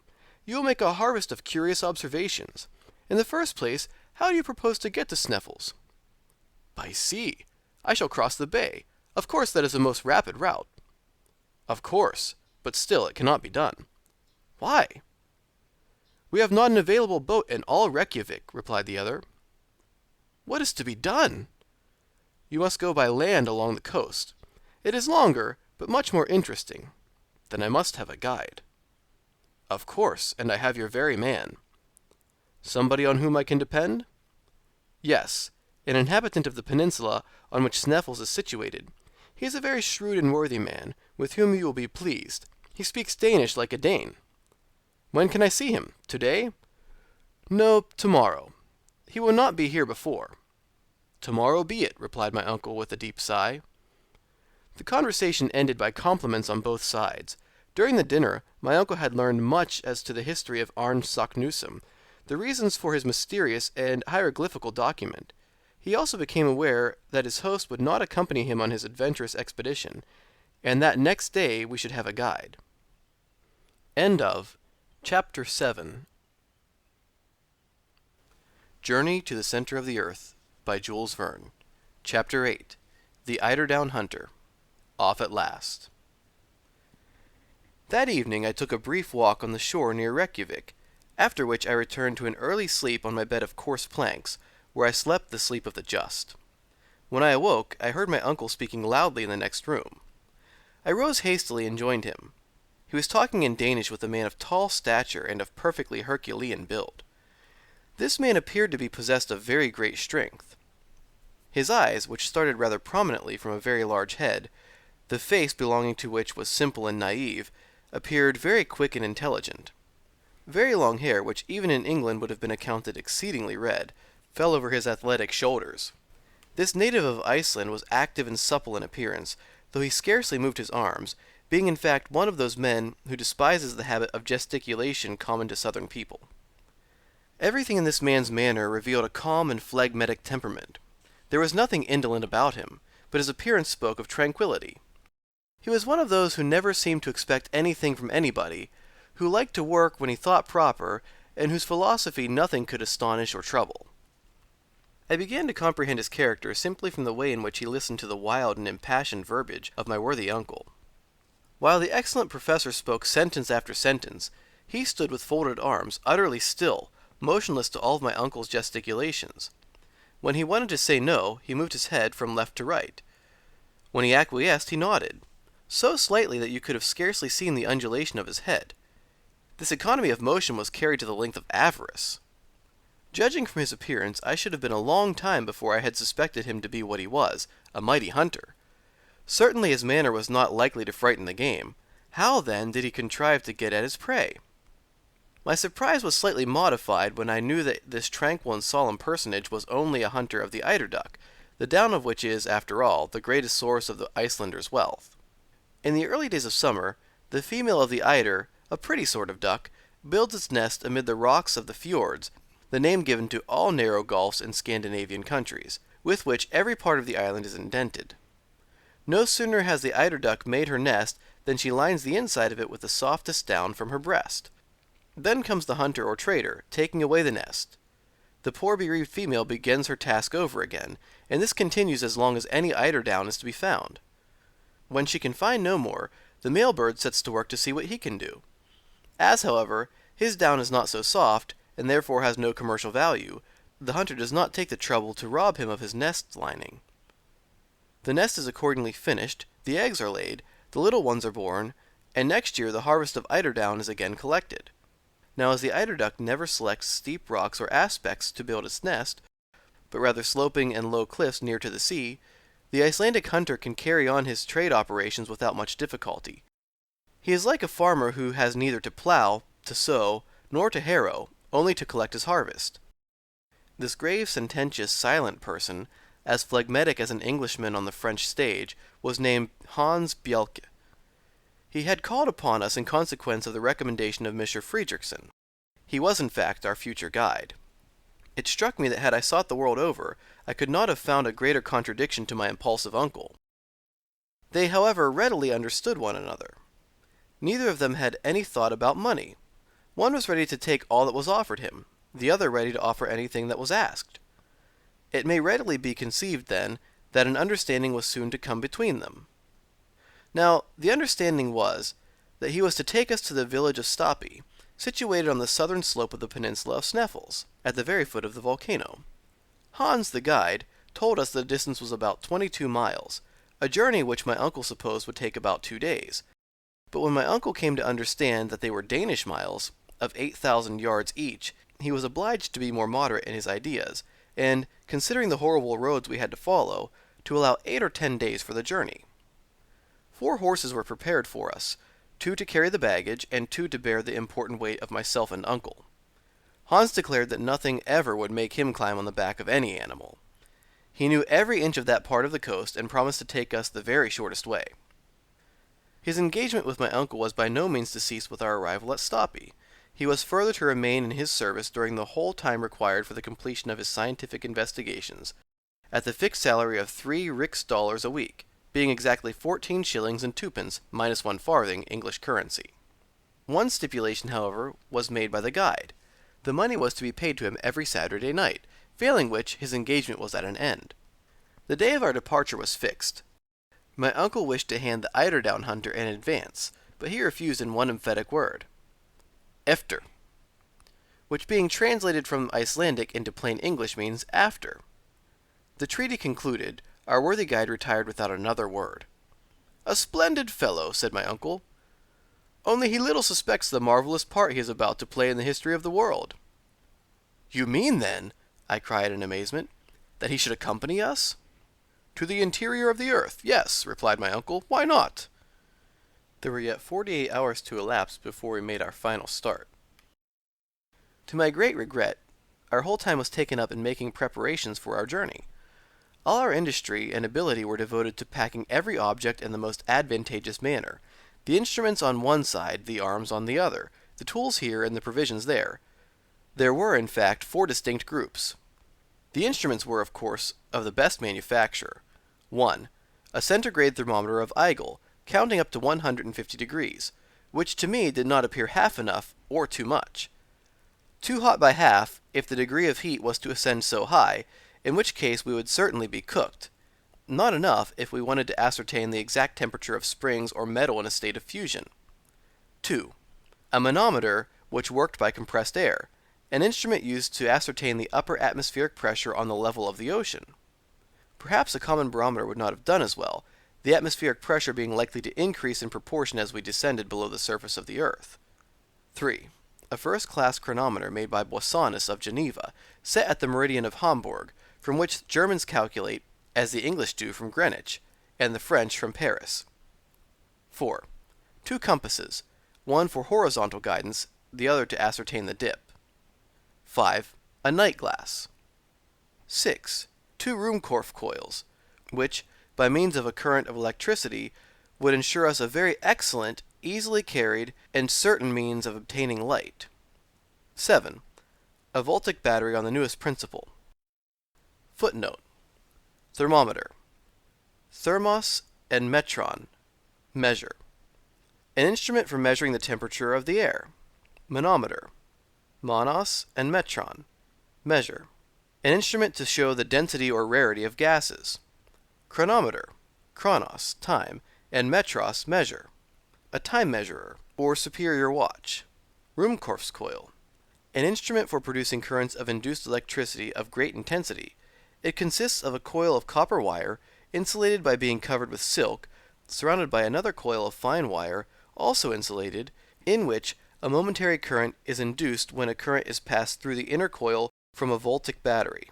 When the apparatus is in action, the gas becomes luminous and produces a white and continued light. The battery and wire are carried in a leather bag, which the traveler fastens by a strap to his shoulders. The lantern is in front, and enables the benighted wanderer to see in the most profound obscurity. He may venture without fear of explosion into the midst of the most inflammable gases, and the lantern will burn beneath the deepest waters. H. D. Ruhmkorff, an able and learned chemist, discovered the induction coil. In 1864 he won the quinquennial French prize of £2,000 for this ingenious application of electricity. A voltaic battery, so called from Volta, its designer, is an apparatus consisting of a series of metal plates arranged in pairs and subjected to the action of saline solutions for producing currents of electricity. End footnote. Our arms consisted of 2 rifles, with 2 revolving 6-shooters. Why these arms were provided it was impossible for me to say. I had every reason to believe that we had neither wild beasts nor savage natives to fear. My uncle, on the other hand, was quite devoted to his arsenal and to his collection of instruments, and above all was very careful with his provision of fulminating or gun cotton, warranted to keep in any climate, and of which the expansive force was known to be greater than that of ordinary gunpowder. Our tools consisted of 2 pickaxes, 2 crowbars, a silken ladder, 3 iron-shod alpine poles, a hatchet, a hammer, a dozen wedges, some pointed pieces of iron, and a quantity of strong rope. You may conceive that the whole made a tolerable parcel, especially when I mentioned that the ladder itself was 300 feet long. Then there came the important question of provisions. The hamper was not very large, but tolerably satisfactory, for I knew that in concentrated essence of meat and biscuit there was enough to last 6 months. The only liquid provided by my uncle was Schiedam. Of water, not a drop. We had, however, an ample supply of gourds, and my uncle counted on finding water, and enough to fill them, as soon as we commenced our downward journey.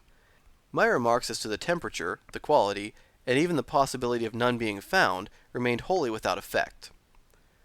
To make up the exact list of our traveling gear for the guidance of future travelers, add that we carried a medicine and surgical chest, with all apparatus necessary for wounds, fractures, and blows, lint, scissors, lancets, in fact a perfect collection of horrible-looking instruments, a number of vials containing ammonia, alcohol, ether, gallard water, aromatic vinegar, in fact, every possible and impossible drug. Finally, all the materials for working the Ruhmkorff coil. My uncle had also been careful to lay in a goodly supply of tobacco, several flasks of very fine gunpowder, boxes of tinder, besides a large belt crammed full of notes and gold. Good boots rendered watertight were to be found to the number of 6 in the toolbox. "My boy, with such clothing, with such boots, and such general equipment," said my uncle, in a state of rapturous delight, "we may hope to travel far." It took a whole day to put these matters in order. In the evening we dined with Baron Tramp, in company with the mayor of Reykjavik and Dr. Hjaltalin, a great medical man of Iceland. Mr. Fredriksson was not present, and I was afterwards sorry to hear that he and the governor did not agree on some matters connected with the administration of the island.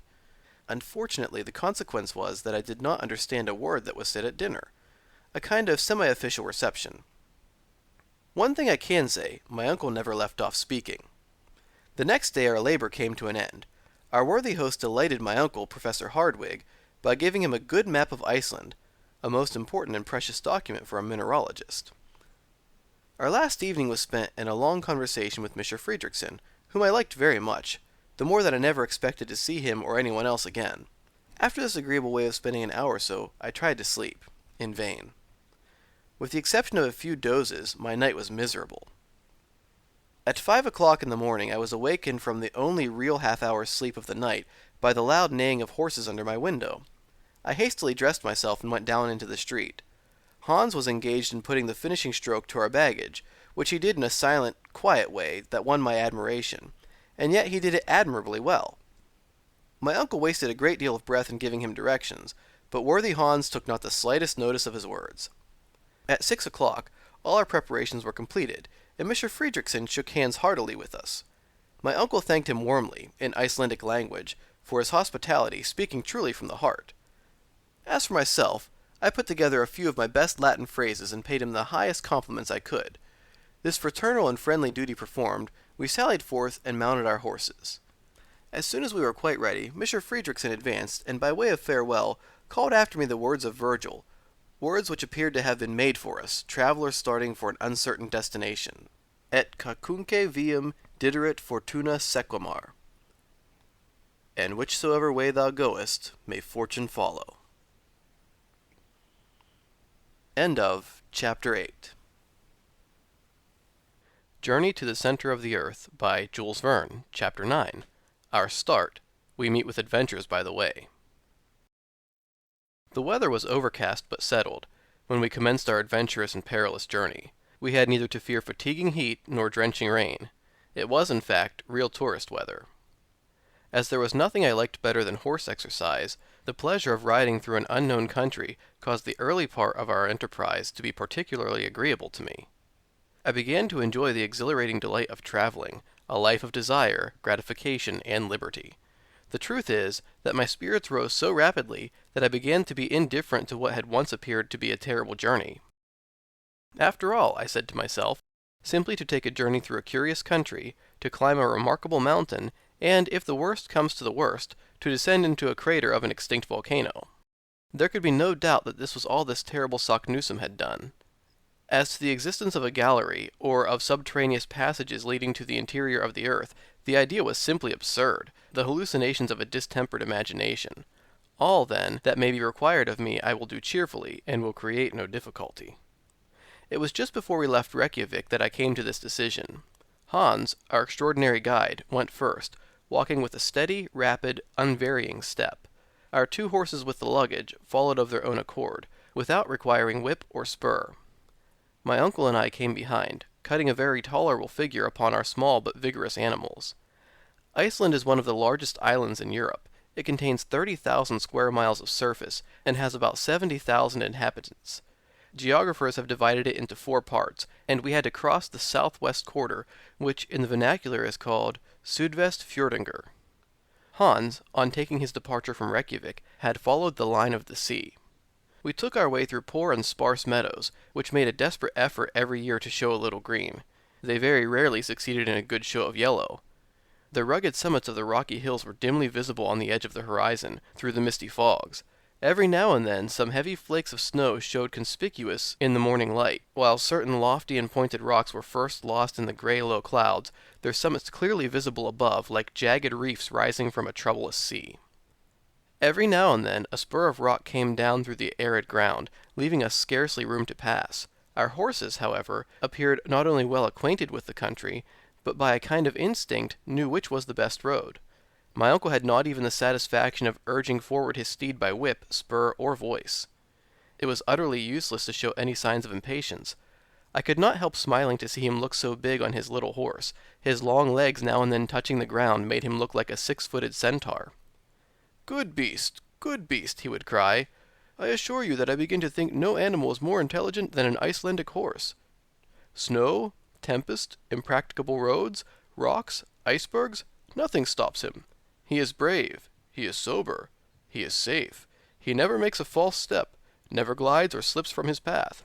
I dare say that if any river, any fjord has to be crossed, and I have no doubt there will be many, you will see him enter the water without hesitation like an amphibious animal, and reach the opposite side in safety. We must not, however, attempt to hurry him. We must allow him to have his own way, and I will undertake to say that between us we shall do our 10 leagues a day. We may do so, was my reply, but what about our worthy guide? I have not the slightest anxiety about him. That sort of people go ahead without even knowing what they are about. Look at Hans. He moves so little that it is impossible for him to become fatigued. Besides, if he were to complain of weariness, he could have the loan of my horse. I should have a violent attack of the cramp if I were not to have some sort of exercise. My arms are right, but my legs are getting a little stiff. All this while we were advancing at a rapid pace. The country we had reached was already nearly a desert. Here and there could be seen an isolated farm, some solitary burr or Icelandic house, built of wood, earth, fragments of lava, looking like beggars on the highway of life. These wretched and miserable huts excited in us such pity that we felt half disposed to leave alms at every door. In this country there are no roads, paths are nearly unknown, and vegetation, poor as it was, slowly as it reached perfection, soon obliterated all trace of the few travelers who passed from place to place. Nevertheless, this division of the province, situated only a few miles from the capital, is considered one of the best cultivated and most thickly populated in all Iceland. What, then, must be the state of the less known and more distant parts of the island? After traveling fully a half Danish mile, we had met neither a farmer at the door of his hut, nor even a wandering shepherd with his wild and savage flock. A few stray cows and sheep were only seen occasionally.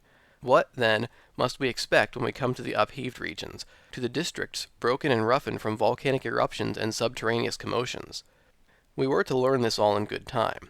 I say, however, on consulting the map, that we avoided a good deal of this rough country by following the winding and desolate shores of the sea. In reality, the great volcanic movement of the island, and all its attendant phenomena, are concentrated in the interior of the island. There, horizontal layers or strata of rocks, piled one upon the other, eruptions of basaltic origin, and streams of lava have given this country a kind of supernatural reputation. Little did I expect, however, the spectacle which awaited us when we reached the peninsula of Sneffels, where agglomerations of nature's ruins form a kind of terrible chaos. Some 2 hours or more after we had left the city of Reykjavik, we reached the little town called Eolkirkja, or the principal church. It consists simply of a few houses, not what in England or Germany we should call a hamlet. Hans stopped here 1/2 hour. He shared our frugal breakfast, answered yes and no to my uncle's questions as to the nature of the road, and at last, when asked where we were to pass the night, was as laconic as usual. Gardar was his one-worded reply. I took occasion to consult the map, to see where Gardar was to be found. After looking keenly, I found a small town of that name on the borders of the Hjalfjord, about 4 miles from Reykjavik. I pointed this out to my uncle, who made a very energetic grimace. "Only 4 miles out of 22? Why, it is only a little walk." He was about to make some energetic observation to the guide, but Hans, without taking the slightest notice of him, went in front of the horses, and walked ahead with the same imperturbable phlegm he had always exhibited. 3 hours later, still traveling over those apparently interminable and sandy prairies, we were compelled to go around the Kallafjord, an easier and shorter cut than crossing the gulfs. Shortly after, we entered a place of communal jurisdiction called Eoberg, and the clock of which would then have struck 12, if any Icelandic church had been rich enough to possess so valuable and useful an article. These sacred edifices are, however, very much like these people, who do without watches, and never miss them. Here, the horses were allowed to take some rest and refreshment. Then, following a narrow strip of shore, between high rocks and the sea, they took us without further halt to the Eolkirkja of Brantar, and after another mile, to Sarbor Annexia, a chapel of ease, situated on the southern bank of the Hjalfjord. It was about 4 o'clock in the evening, and we had traveled 4 Danish miles, about equal to 20 English. The fjord was in this place about half a mile in width. The sweeping and broken waves came rolling in upon the pointed rocks. The gulf was surrounded by rocky walls, a mighty cliff, 3,000 feet in height, remarkable for its brown strata, separated here and there by beds of tufa of a reddish hue. Now, whatever may have been the intelligence of our horses, I had not the slightest reliance upon them as a means of crossing a stormy arm of the sea. To ride over salt water upon the back of a little horse seemed to me absurd. If they are really intelligent, I said to myself, they will certainly not make the attempt. In any case, I shall trust rather to my own intelligence than theirs. But my uncle was in no humor to wait. He dug his heels into the sides of his steed, and made for the shore. His horse went to the very edge of the water, sniffed at the approaching wave, and retreated. My uncle, who was, sooth to say, quite as obstinate as the beast he bestrode, insisted on making the desired advance. This attempt was followed by a new refusal on the part of the horse, which quietly shook its head. This demonstration of rebellion was followed by a volley of words and stout applications of whipcord, also followed by kicks on the part of the horse, which threw its head and heels upward and tried to throw his rider. At length, the sturdy little pony, spreading out his legs in a stiff and ludicrous attitude, got from under the professor's legs and left him standing, with both feet on a separate stone, like the Colossus of Rhodes. "Wretched animal!" cried my uncle, suddenly transformed into a foot passenger, and as angry and ashamed as a dismounted cavalry officer on the field of battle. "Varya," said the guide, tapping him familiarly on the shoulder. "What, a ferry boat?" "Der," answered Hans, pointing to where lay the boat in question. "There." "Well," I cried, delighted with the information, "so it is." "Why did you not say so before?" cried my uncle. "Why not start at once?" "Tidvatten," said the guide. "What does he say?" I asked, considerably puzzled by the delay and the dialogue. "He says tide," replied my uncle, translating the Danish word for my information. "Of course, I understand. We must wait till the tide serves." "For Beda?" asked my uncle. "Ja," replied Hans. My uncle frowned, stamped his feet, and then followed the horses to where the boat lay. I thoroughly understood and appreciated the necessity for waiting, before crossing the fjord, for that moment when the sea, at its highest point, is in a state of slack water. As then neither ebb nor flow can then be felt, the ferry boat was in no danger of being carried out to sea, or dashed upon the rocky coast. The favorable moment did not come until 6 o'clock in the evening. Then my uncle, myself, and guide, 2 boatmen, and the 4 horses got into a very awkward flat-bottomed boat. Accustomed as I had been to the steam ferry boats of the Elbe, I found the long oars of the boatmen but sorry means of locomotion. We were more than an hour in crossing the fjord, but at length the passage was concluded without accident. Half an hour later we reached Gardar. End of Chapter 9. Journey to the Center of the Earth by Jules Verne. Chapter 10. Traveling in Iceland. It ought, one would have thought, to have been night, even in the 65th parallel of latitude. But still the nocturnal illumination did not surprise me, for in Iceland, during the months of June and July, the sun never sets. The temperature, however, was very much lower than I expected. I was cold, but even that did not affect me so much as ravenous hunger.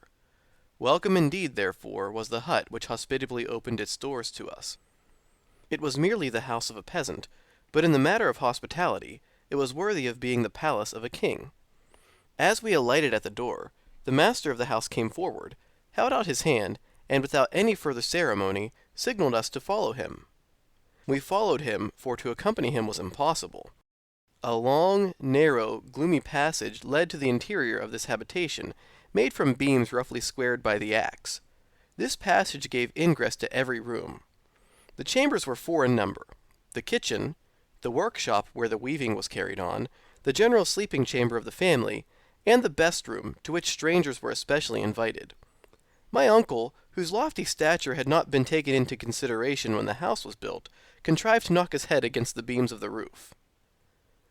We were introduced into our chamber, a kind of large room with a hard earthen floor, and lighted by a window, the panes of which were made of a sort of parchment from the intestines of sheep, very far from transparent. The bedding was composed of dry hay, thrown into 2 long red wooden boxes, ornamented with sentences painted in Icelandic. I really had no idea that we should be made so comfortable. There was one objection to the house, and that was the very powerful odor of dried fish, of macerated meat, and of sour milk, which 3 fragrances combined did not at all suit my olfactory nerves.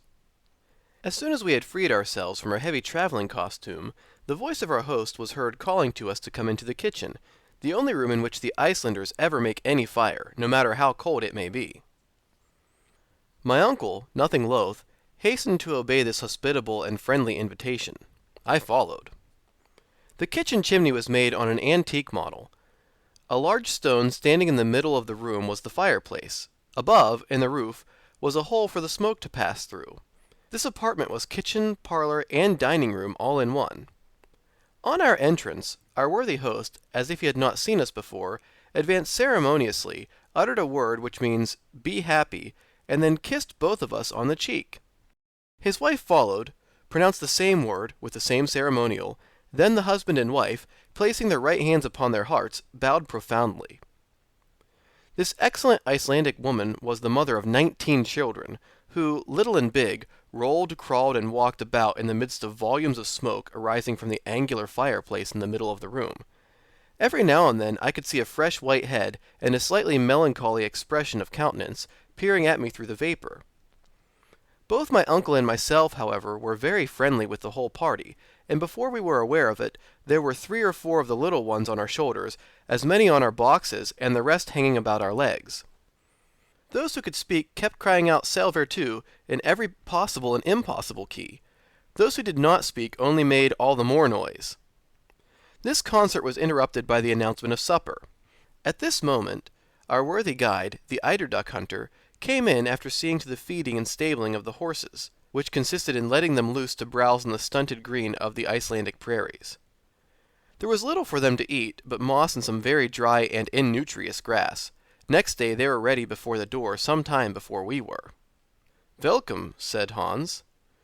Then tranquilly, with the air of an automaton, without any more expression in one kiss than another, he embraced the host and hostess and their 19 children.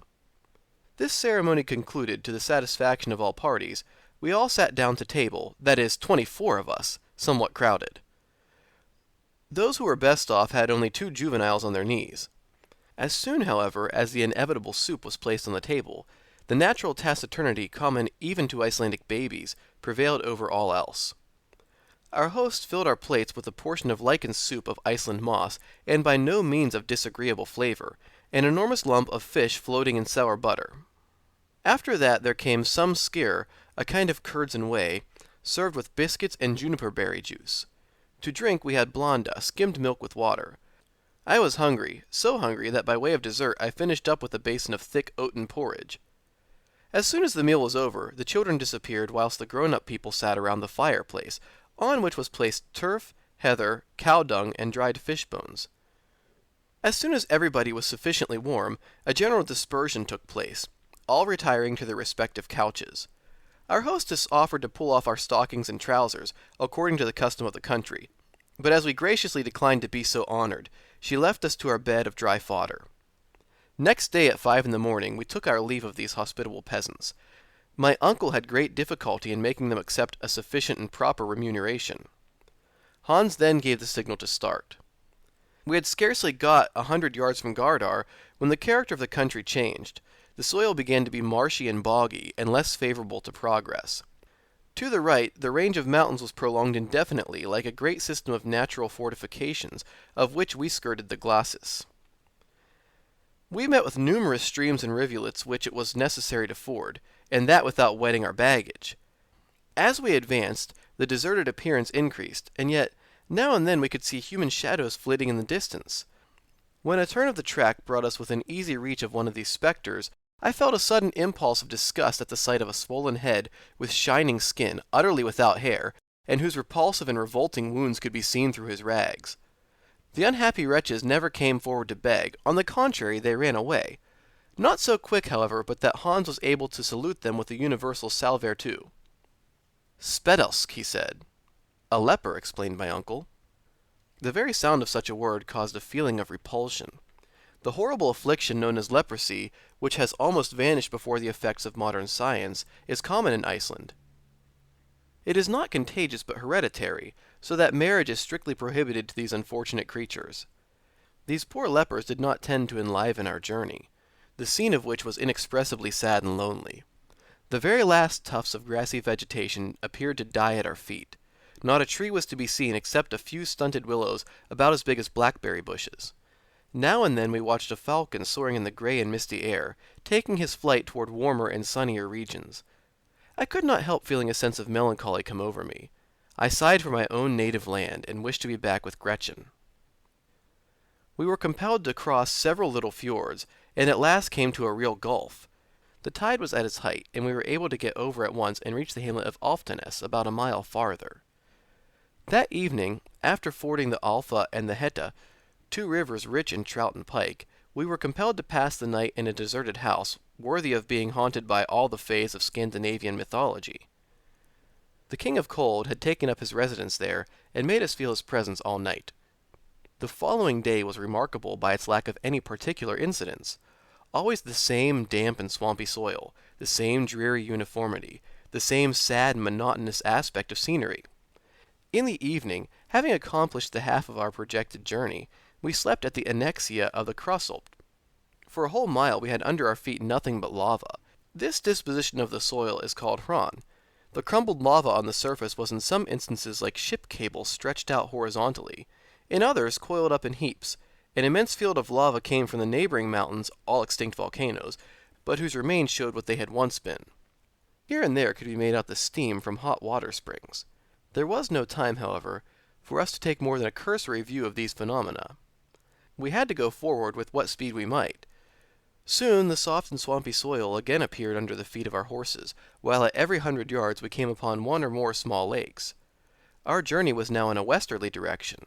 We had, in fact, swept round the great bay of Faxa, and the twin white summits of Sneffels rose to the clouds at a distance of less than 5 miles. The horses now advanced rapidly. The accidents and difficulties of the soil no longer checked them. I confess that fatigue began to tell severely upon me, but my uncle was as firm and as hard as he had been on the first day. I could not help admiring both the excellent professor and the worthy guide, for they both appeared to regard this rugged expedition as a mere walk. On Saturday, the 20th June, at 6 o'clock in the evening, we reached Budir, a small town picturesquely situated on the shore of the ocean, and here the guide asked for his money. My uncle settled with him immediately. It was now the family of Hans himself, that is to say, his uncles, his cousins, German, who offered us hospitality. We were exceedingly well received, and without taking too much advantage of the goodness of these worthy people, I should have liked very much to have rested with them after the fatigues of the journey. But my uncle, who did not require rest, had no idea of anything of the kind, and despite the fact that the next day was Sunday, I was compelled once more to mount my steed. The soil was again affected by the neighborhood of the mountains, whose granite peered out of the ground like tops of an old oak. We were skirting the enormous base of the mighty volcano. My uncle never took his eyes from off it. He could not keep from gesticulating and looking at it with a kind of sullen defiance, as much to say, "That is the giant I have made up my mind to conquer." After 4 hours' steady traveling, the horses stopped of themselves before the door of the presbytery of Stapi. End of Chapter 10. Journey to the Center of the Earth by Jules Verne. Chapter 11. Stapi is a town consisting of 30 huts, built on a large plain of lava exposed to the rays of the sun, reflected from the volcano. It stretches its humble tenements along the end of a little fjord, surrounded by a basaltic wall of the most singular character. Basalt is a brown rock of igneous origin. It assumes regular forms which astonish by their singular appearance. Here we found nature proceeding geometrically and working quite after a human fashion, as if she had employed the plummet line, the compass, and the rule. If elsewhere she produces grand artistic effects by piling up huge masses without order or connection, if elsewhere we see truncated cones, imperfect pyramids with an odd succession of lines, here, as if wishing to give a lesson in regularity and preceding the architects of the early ages, she has erected a severe order of architecture which neither the splendors of Babylon nor the marvels of Greece ever surpassed. I had often heard of the Giant's Causeway in Ireland and of Fingal's Cave in one of the Hebrides, but the grand spectacle of a real basaltic formation had never yet come before my eyes. This Stapi gave us an idea of one in all its wonderful beauty and grace. The wall of the fjord, like nearly the whole of the peninsula, consisted of a series of vertical columns, in height about 30 feet. These upright pillars of stone of the finest proportions supported an archivolt of horizontal columns which formed a kind of half-vaulted roof above the sea.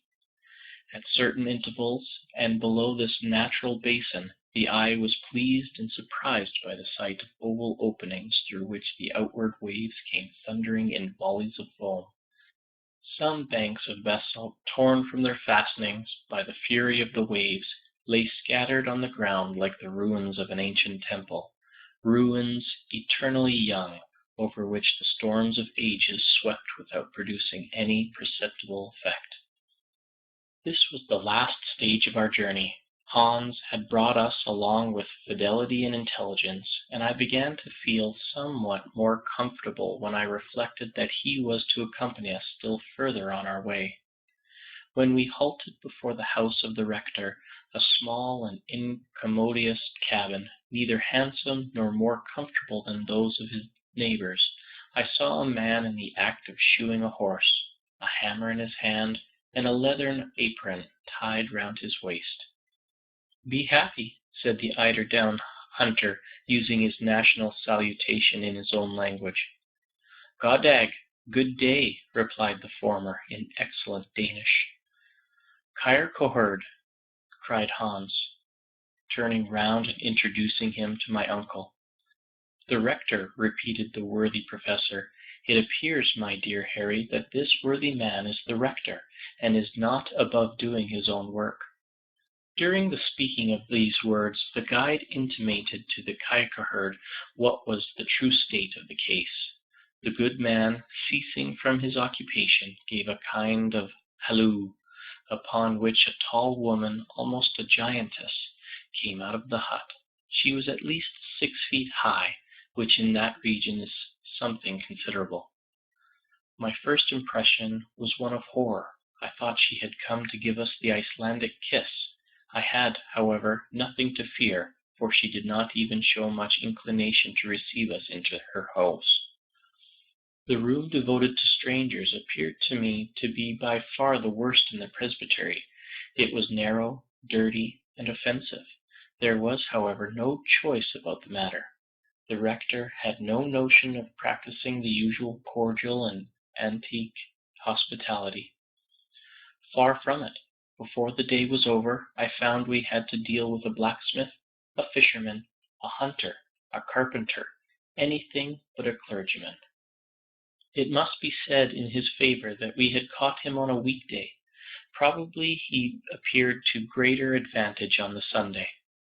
These poor priests receive from the Danish government a most ridiculously inadequate salary, and collect 1/4 of the tithe of their parish, not more than 60 marks current, or about L3 10s sterling.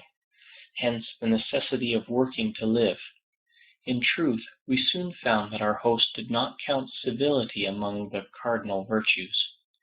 My uncle soon became aware of the kind of man he had to deal with. Instead of a worthy and learned scholar, he found a dull, ill-mannered peasant. He therefore resolved to start on his great expedition as soon as possible. He did not care about fatigue, and resolved to spend a few days in the mountains. The preparations for our departure were made the very next day after our arrival at Stapi. Hans now hired 3 Icelanders to take the place of the horses, which could no longer carry our luggage. When, however, these worthy islanders had reached the bottom of the crater, they were to go back and leave us to ourselves. This point was settled before they would agree to start. On this occasion, my uncle partly confided in Hans, the eider-duck hunter, and gave him to understand that it was his intention to continue his exploration of the volcano to the last possible limits. Hans listened calmly, and then nodded his head. To go there or elsewhere, to bury himself in the bowels of the earth, or to travel over its summits, was all the same to him. As for me, amused and occupied by the incidents of travel, I had begun to forget the inevitable future. But now I was once more destined to realize the actual state of affairs. What was to be done? Run away? But if I really had intended to leave Professor Hardwigg to his fate, it should have been at Hamburg, and not at the foot of Sneffels. One idea, above all others, began to trouble me. A very terrible idea, and one calculated to shake the nerves of a man even less sensitive than myself. Let us consider the matter, I said to myself. We are going to ascend the Sneffels mountain. Well and good. We are about to pay a visit to the very bottom of the crater. Good still. Others have done it, and did not perish from that course. That, however, is not the whole matter to be considered. If a road does really present itself by which to descend into the dark and subterraneous bowels of Mother Earth, if this thrice unhappy Saknussemm was really told the truth, we shall be most certainly lost in the midst of the labyrinth of subterraneous galleries of the volcano. Now, we have no evidence to prove that Sneffels is really extinct. What proof have we that an eruption is not shortly about to take place? Because the monster has slept soundly since 1219, does it follow that he is never to wake? If he does wake, what is to become of us? These were questions worth thinking about, and upon them I reflected long and deeply. I could not lie down in search of sleep without dreaming of eruptions. The more I thought, the more I objected to be reduced to the state of dross and ashes. I could stand it no longer, so I determined at last to submit the whole case to my uncle in the most adroit manner possible, and under the form of some totally irreconcilable hypothesis. I sought him. I laid before him my fears, and then drew back in order to let him get his passion over at his ease. I have been thinking about the matter, he said in the quietest tone in the world. What did he mean? Was he at last about to listen to the voice of reason? Did he think of suspending his projects? It was almost too much happiness to be true. I, however, made no remark. In fact, I was only too anxious not to interrupt him, and allowed him to reflect at his leisure. After some moments he spoke out. I have been thinking about the matter, he resumed. Ever since we have been at Stapi, my mind has been almost solely occupied with the grave question which has been submitted to me by yourself, for nothing would be unwiser and more inconsistent than to act with imprudence. I heartily agree with you, my dear uncle, was my somewhat hopeful rejoinder. It is now 600 years since Sneffels has spoken, but though now reduced to a state of utter silence, he may speak again.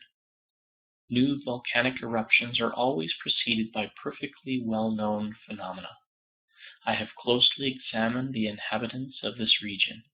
I have carefully studied the soil, and I beg to tell you emphatically, my dear Harry, there will be no eruption at present. As I listened to his positive affirmations, I was stupefied and could say nothing. I see you doubt my word, said my uncle. Follow me. I obeyed mechanically. Leaving the presbytery, the professor took a road through an opening in the basaltic rock, which led far away from the sea. We were soon in open country. If we could give such a name to a place all covered with volcanic deposits, the whole land seemed crushed under the weight of enormous stones, of trap, of basaltic, of granite, of lava, and of all other volcanic substances. I could see many spouts of steam rising in the air. These white vapors, called in the Icelandic language rækir, come from hot water fountains, and indicate by their violence the volcanic activity of the soil. Now the sight of these appeared to justify my apprehension. I was, therefore, all the more surprised and mortified when my uncle thus addressed me.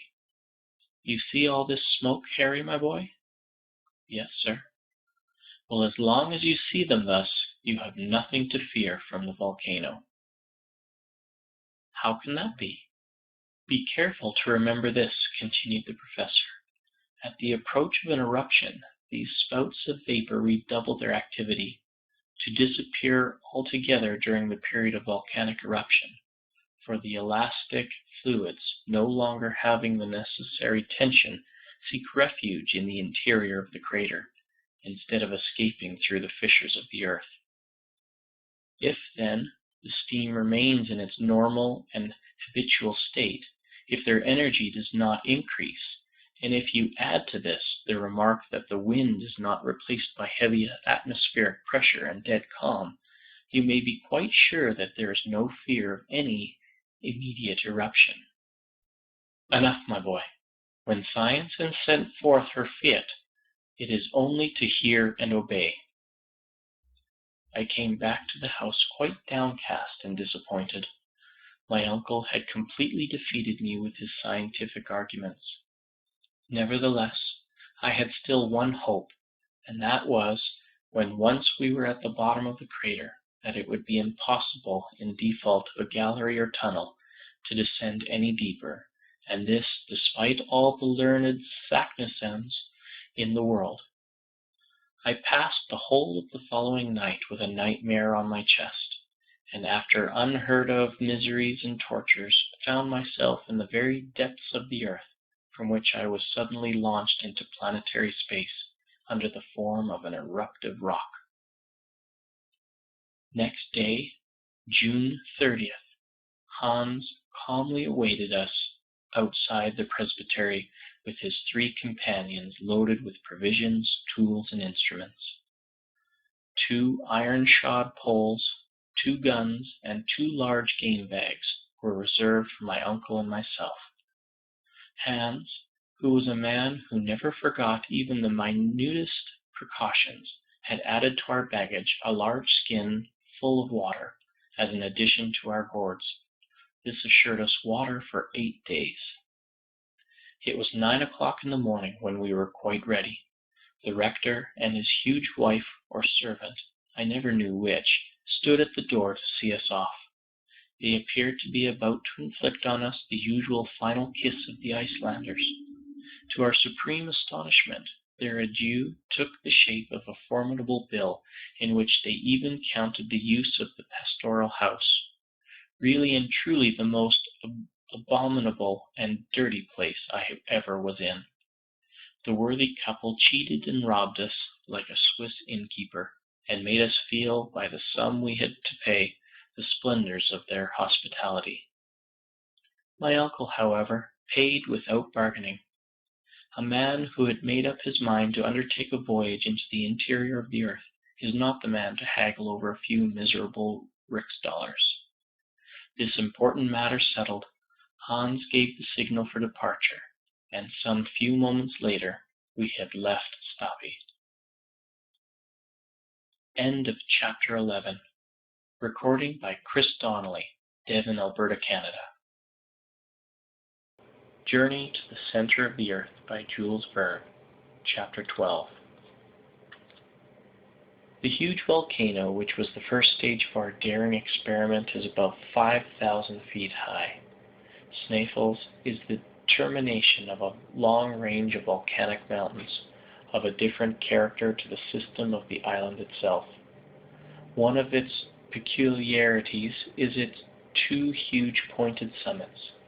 From whence we started, it was impossible to make out the real outlines of the peak against the grey field of sky.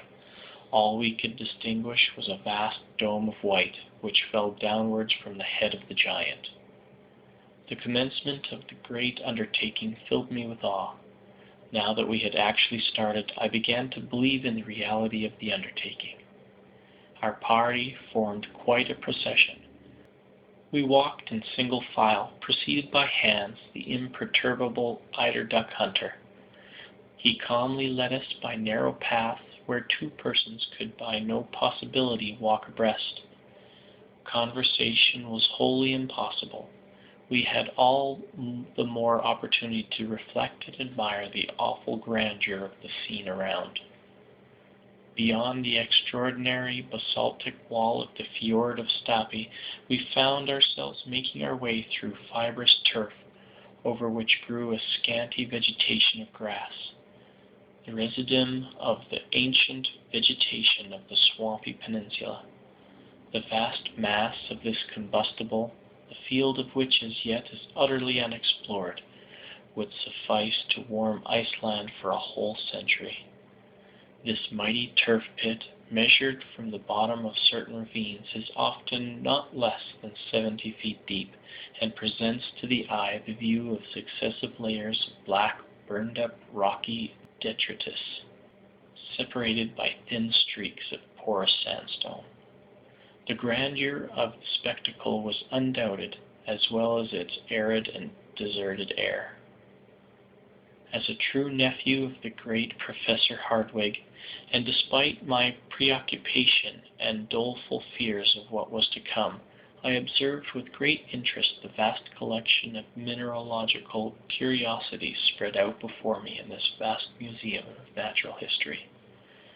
Looking back to my recent studies, I went over in thought the whole geological history of Iceland. This extraordinary and curious island must have made its appearance from out of the great world of waters at a comparatively recent date. Like the coral islands of the Pacific, it may, for aught we know, be still rising by slow and imperceptible degrees. If this really be the case, its origin can be attributed to only one cause, that of the continued action of subterranean fires. This was a happy thought. If so, if this were true, away with theories of Sir Humphrey Davy, away with the authority of the parchment of Arne Saknussemm, the wonderful pretenses to discover on the part of my uncle, and to our journey. All must end in smoke. Charmed with the idea, I began more carefully to look about me. A serious study of the soil was necessary to negative or confirm my hypothesis. I took in every item of what I saw, and I began to comprehend the succession of phenomena which had preceded its formation. Iceland, being absolutely without sedimentary soil, is composed exclusively of volcanic tufa, that is to say, of an agglomeration of stones and of rocks of a porous texture. Long before the existence of volcanoes, it was composed of a solid body of massive trap rock lifted bodily and slowly out of the sea by the action of the centrifugal force at work in the earth. The internal fires, however, had not as yet burst their bounds and flooded the exterior cake of Mother Earth with hot and raging lava. My readers must excuse this brief and somewhat pedantic geological lecture, but it is necessary to the complete understanding of what follows. At a later period in the world's history, a huge and mighty fissure must, reasoning by analogy, have been dug diagonally from the southwest to the northeast of the island, through which by degrees flowed the volcanic crust. The great and wondrous phenomenon then went on without violence. The outpouring was enormous, and the seething, fused matter ejected from the bowels of the earth spread slowly and peacefully in the form of vast level plains, or what are called mamelons or mounds. It was at this epoch that the rocks called feldspars, syenites, and porphyries appeared. But as a natural consequence of this overflow, the depth of the island increased. It can readily be believed what an enormous quantity of elastic fluids were piled up within its center, when at last it afforded no other openings after the process of cooling the crust had taken place. At length, a time came when, despite the enormous thickness and weight of the upper crust, the mechanical forces of the combustible gases below became so great that they actually upheaved the weighty back and made for themselves huge and gigantic shafts. Hence the volcanoes which suddenly arose through the upper crust, and next the craters, which burst forth at the summit of these new creations. It will be seen that the first phenomena in connection with the formation of the island were simply eruptive. To these, however, shortly succeeded the volcanic phenomena. Through the newly formed openings escaped the marvelous mass of basaltic stones with which the plain we were now crossing was covered. We were trampling our way over heavy rocks of dark gray color, which, while cooling, had been molded into six-sided prisms. In the back distance, we could see a number of flattened cones, which formerly were so many fire-vomiting mouths. After the basaltic eruption was appeased and set at rest, the volcano, the force of which increased with that of the extinct craters, gave free passage to the fiery overflow of lava and to the mass of cinders and pumice stone now scattered over the sides of the mountain, like disheveled hair on the shoulders of a bacchante. Here, in a nutshell, I had the whole history of the phenomena from which Iceland arose. All take their rise in the fierce action of interior fires, and to believe that the central mass did not remain in a state of liquid fire, white hot, was simply and purely madness. This being satisfactorily proved, QED, what insensate folly to pretend to penetrate into the interior of the mighty earth. This mental lecture, delivered to myself while proceeding on a journey, did me good. I was quite reassured as to the fate of our enterprise, and therefore went, like a brave soldier mounting a bristling battery, to the assault of old Sneffels. As we advanced, the road became every moment more difficult. The soil was broken and dangerous, the rocks broke and gave way under our feet, and we had to be scrupulously careful in order to avoid dangerous and constant falls. Hans advanced as calmly as if he had been walking over Salisbury Plain. Sometimes he would disappear behind huge blocks of stone, and we momentarily lost sight of him. There was a little period of anxiety, and then there was a shrill whistle just to tell us where to look for him. Occasionally he would take it into his head to stop to pick up lumps of rock, and silently pile them up into small heaps, in order that we might not lose our way on our return. He had no idea of the journey we were about to undertake. At all events, the precaution was a good one, though how utterly useless and unnecessary, but I must not anticipate. 3 hours of terrible fatigue, walking incessantly, had only brought us to the foot of the great mountain. This will give some notion of what we had still to undergo. Suddenly, however, Hans cried a halt. That is, he made signs to that effect, and a summary kind of breakfast was laid out on the lava before us. My uncle, who now was simply Professor Hardwigg, was so eager to advance that he bolted his food like a greedy clown. This halt for refreshment was also a halt for repose. The Professor was therefore compelled to wait the good pleasure of his imperturbable guide, who did not give the signal for departure for a good hour. The three Icelanders, who were as taciturn as their comrade, did not say a word, but went on eating and drinking very quietly and soberly. From this, our first real stage, we began to ascend the slopes of the Sneffels volcano. Its magnificent snowy nightcap, as we began to call it by an optical delusion very common in mountains, appeared to me to be close at hand, and yet how many long weary hours must elapse before we reached its summit! What unheard of fatigue must we endure!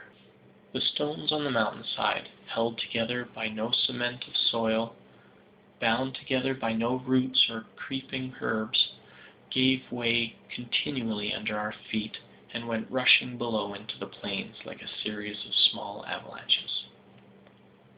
In certain places the sides of this stupendous mountain were at an angle so steep that it was impossible to climb upwards, and we were compelled to get around these obstacles as best we might. Those who understand alpine climbing will comprehend our difficulties.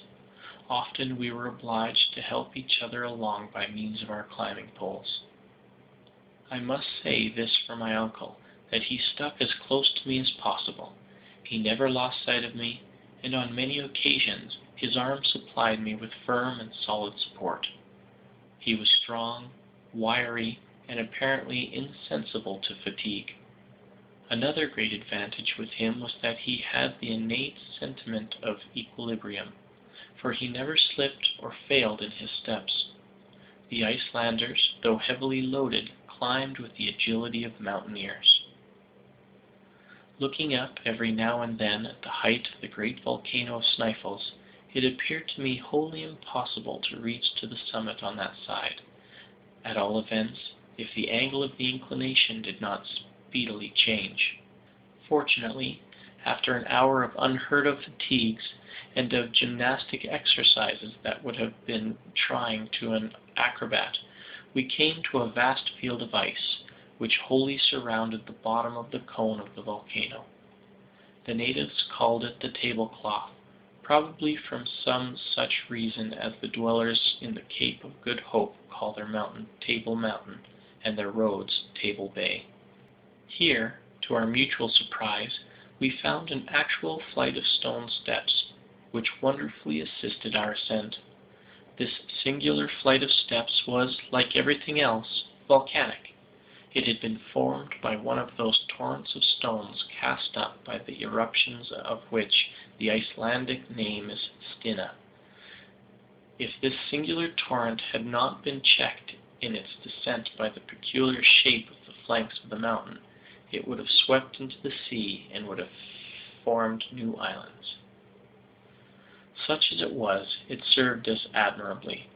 The abrupt character of the slopes momentarily increased, but these remarkable stone steps, a little less difficult than those of the Egyptian pyramids, were the one simple natural means by which we were enabled to proceed. About 7 in the morning of that day, after having clambered up 2,000 of these rough steps, we found ourselves overlooking a kind of spur of projection of the mountain, a sort of buttress upon which the cone-like crater, properly so called, leaned for support. The ocean lay beneath us at a depth of more than 3,200 feet, a grand and mighty spectacle. We had reached the region of eternal snows. The cold was keen, searching, and intense. The wind blew with extraordinary violence. I was utterly exhausted. My worthy uncle, the professor, saw clearly that my legs refused further service, and that, in fact, I was utterly exhausted. Despite his hot and feverish impatience, he decided with a sigh upon a halt. He called the eiderduck hunter to his side. That worthy, however, shook his head. "Ofenfor," was his sole spoken reply. "It appears," says my uncle with a woe-begone look, "that we must go higher." He then turned to Hans and asked him to give him some reason for this decisive response. "Mistour," replied the guide. "Ja, Mistour. Yes, the Mistour," cried one of the Icelandic guides in a terrified tone. It was the first time he had spoken. "What does this mysterious word signify?" I anxiously inquired. "Look," said my uncle. I looked down upon the plain below, and I saw a vast, prodigious volume of pulverized pumice stone, of sand, of dust rising to the heavens in the form of a mighty waterspout. It resembled the fearful phenomenon of a similar character known to the travelers in the desert of the Great Sahara. The wind was driving it directly upwards that side of Snæfell's of which we were perched. This opaque veil standing up between us and the sun projected a deep shadow on the flanks of the mountain. If this sand spout broke over us, we must all be infallibly destroyed, crushed in its fearful embraces. This extraordinary phenomenon, very common when the wind shakes the glaciers and sweeps over the arid plains, is in the Icelandic tongue called mistour. "Hastigt! Hastigt!" cried our guide. Now I certainly knew nothing of Danish, but I thoroughly understood that his gestures were meant to quicken us. The guide turned rapidly in a direction which would take us to the back of the crater, all the while ascending slightly. we followed rapidly, despite our excessive fatigue. A quarter of an hour later, Hans paused to enable us to look back. The mighty whirlwind of sand was spreading up the slope of the mountain to the very spot where we had proposed to halt. Huge stones were caught up, cast into the air, and thrown about as during an eruption. We were happily a little out of the direction of the wind, and therefore out of reach of danger. But for the precaution and knowledge of our guide, our dislocated bodies, our crushed and broken limbs, would have been cast to the wind like dust from some unknown meteor.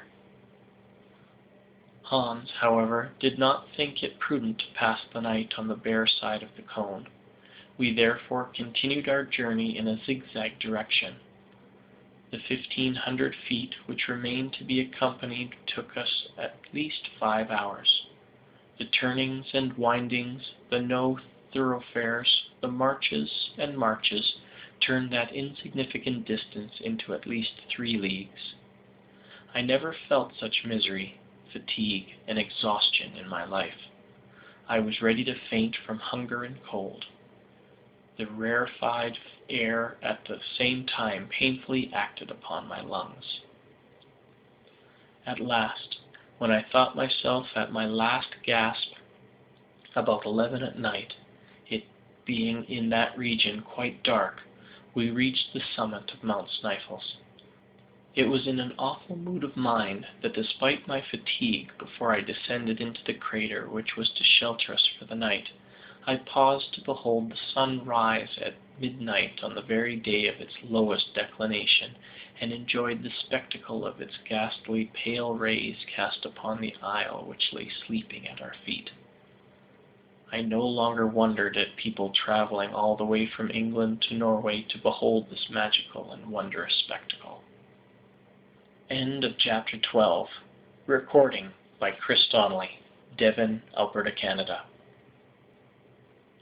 Journey to the Centre of the Earth by Jules Verne. Chapter 13. The Shadow of Scartaris. Our supper was eaten with ease and rapidity, after which everybody did the best he could for himself within the hollow of the crater. The bed was hard, the shelter unsatisfactory, the situation painful, lying in the open air 5,000 feet above the level of the sea. Nevertheless, it has seldom happened to me to sleep so well as I did on that particular night. I did not even dream. So much for the effects of what my uncle called wholesome fatigue. Next day, when we awoke under the rays of a bright and glorious sun, we were nearly frozen by the keen air. I left my granite couch, and made one of the party to enjoy a view of the magnificent spectacle which developed itself, panorama-like, at our feet. I stood upon the lofty summit of Mount Sneffels' southern peak. Thence I was able to obtain a view of the greater part of the island. The optical delusion, common to all lofty heights, raised the shores of the island, while the central portions appeared depressed. It was by no means too great a flight of fancy to believe that a giant picture was stretched out before me. I could see the deep valleys that crossed each other in every direction. I could see precipices looking like the sides of wells, lakes that seemed to be changed into ponds, ponds that looked like puddles, and rivers that were transformed into petty brooks. To my right were glaciers upon glaciers and multiplied peaks topped with light clouds of smoke. The undulation of these infinite numbers of mountains, whose snowy summits make them look as if covered by foam, recalled to my remembrance the surface of a storm-beaten ocean. If I looked towards the west, the ocean lay before me in all its majestic grandeur, a continuation, as it were, of these fleecy hilltops. Where the earth ended and the sea began it was impossible for the eye to distinguish. I soon felt that strange and mysterious sensation which is awakened in the mind when looking down from lofty hilltops, and now I was able to do so without any feeling of nervousness, having fortunately hardened myself to that kind of sublime contemplation. I wholly forgot who I was and where I was. I became intoxicated with a sense of lofty sublimity, without thought of the abysses into which my daring was soon about to plunge me. I was presently, however, brought back to the realities of life by the arrival of the Professor and Hans, who joined me upon the lofty summit of the peak. My uncle, turning in a westerly direction, pointed out to me a light cloud of vapour, a kind of haze, with a faint outline of land rising out of the waters. "Greenland," said he. "Greenland?" I cried in reply. "Yes," continued my uncle, who always when explaining anything spoke as if he were in a professor's chair, "we are not more than 35 leagues distant from that wonderful land. When the great annual break up of the ice takes place, white bears come over to Iceland, carried by the floating masses of ice from the north. This, however, is a matter of little consequence. We are now on the summit of the transcendent Sneffels, and here are its two peaks, north and south. Hans will tell you the name by which the people of Iceland call that on which we stand." My uncle turned to the imperturbable guide, who nodded and spoke as usual one word: "Scartaris." My uncle looked at me with a proud and triumphant glance. "A crater," he said. "You hear?" I did hear, but I was totally unable to make reply. The crater of Mount Sneffels represented an inverted cone, the gaping orifice apparently half a mile across, the depth indefinite feet. Conceive what this hole must have been like when full of flame and thunder and lightning. The bottom of the funnel-shaped hollow was about 500 feet in circumference, by which it will be seen that the slope from the summit to the bottom was very gradual, and we were therefore clearly able to get there without much fatigue or difficulty. Involuntarily I compared this crater to an enormous loaded cannon, and the comparison completely terrified me. To descend into the interior of a cannon, I thought to myself, when perhaps it is loaded and will go off at the least shock, is the act of a madman. But there was no longer any opportunity for me to hesitate. Hans, with a perfectly calm and indifferent air, took his usual post at the head of the adventurous little band. I followed without uttering a syllable. I felt like the lamb led to the slaughter. In order to render the descent less difficult, Hans took his way down the interior of the cone in rather a zigzag fashion, making, as the sailors say, long tracks to the eastward, followed by equally long ones to the west. It was necessary to walk through the midst of eruptive rocks, some of which, shaken in their balance, went rolling down with thundering clamour to the bottom of the abyss. These continual falls awoke echoes of singular power and effect. Many portions of the cone consisted of inferior glaciers. Hans, whenever he met one of these obstacles, advanced with a great show of precaution, sounding the soil with his long iron pole, in order to discover fissures and layers of deep soft snow. In many doubtful or dangerous places it became necessary for us to be tied together by a long rope, in order that should any one of us be unfortunate enough to slip, he would be supported by his companions. This connecting link was doubtless a prudent precaution, but not by any means unattended with danger. Nevertheless, and despite all the manifold difficulties of the descent, along slopes with which our guide was wholly unacquainted, we made considerable progress without accident. One of our great parcels of rope slipped from one of the Iceland porters and rushed by a short cut to the bottom of the abyss. By midday we were at the end of our journey. I looked upwards and saw only the upper orifice of the cone, which served as a circular frame to a very small portion of the sky, a portion which seemed to me singularly beautiful. Should I ever again gaze on that lovely sunlit sky? The only exception to this extraordinary landscape was the peak of Scartaris, which seemed lost in the great void of the heavens. The bottom of the crater was composed of 3 separate shafts, through which, during periods of eruption, when Sneffels was in action, the great central furnace sent forth its burning lava and poisonous vapours. Each of these chimneys or shafts gaped open-mouthed in our path. I kept as far away from them as possible, not even venturing to take the faintest peep downwards. As for the Professor, after a rapid examination of their disposition and characteristics, he became breathless and panting. He ran from one to the other like a delighted schoolboy, gesticulating wildly and uttering incomprehensible and disjointed phrases in all sorts of languages. Hans, the guide, and his humbler companions seated themselves on some piles of lava, and looked silently on. They clearly took my uncle for a lunatic, and waited for the result. Suddenly the Professor uttered a wild, unearthly cry. At first I imagined he had lost his footing and was falling headlong into one of the yawning gulfs.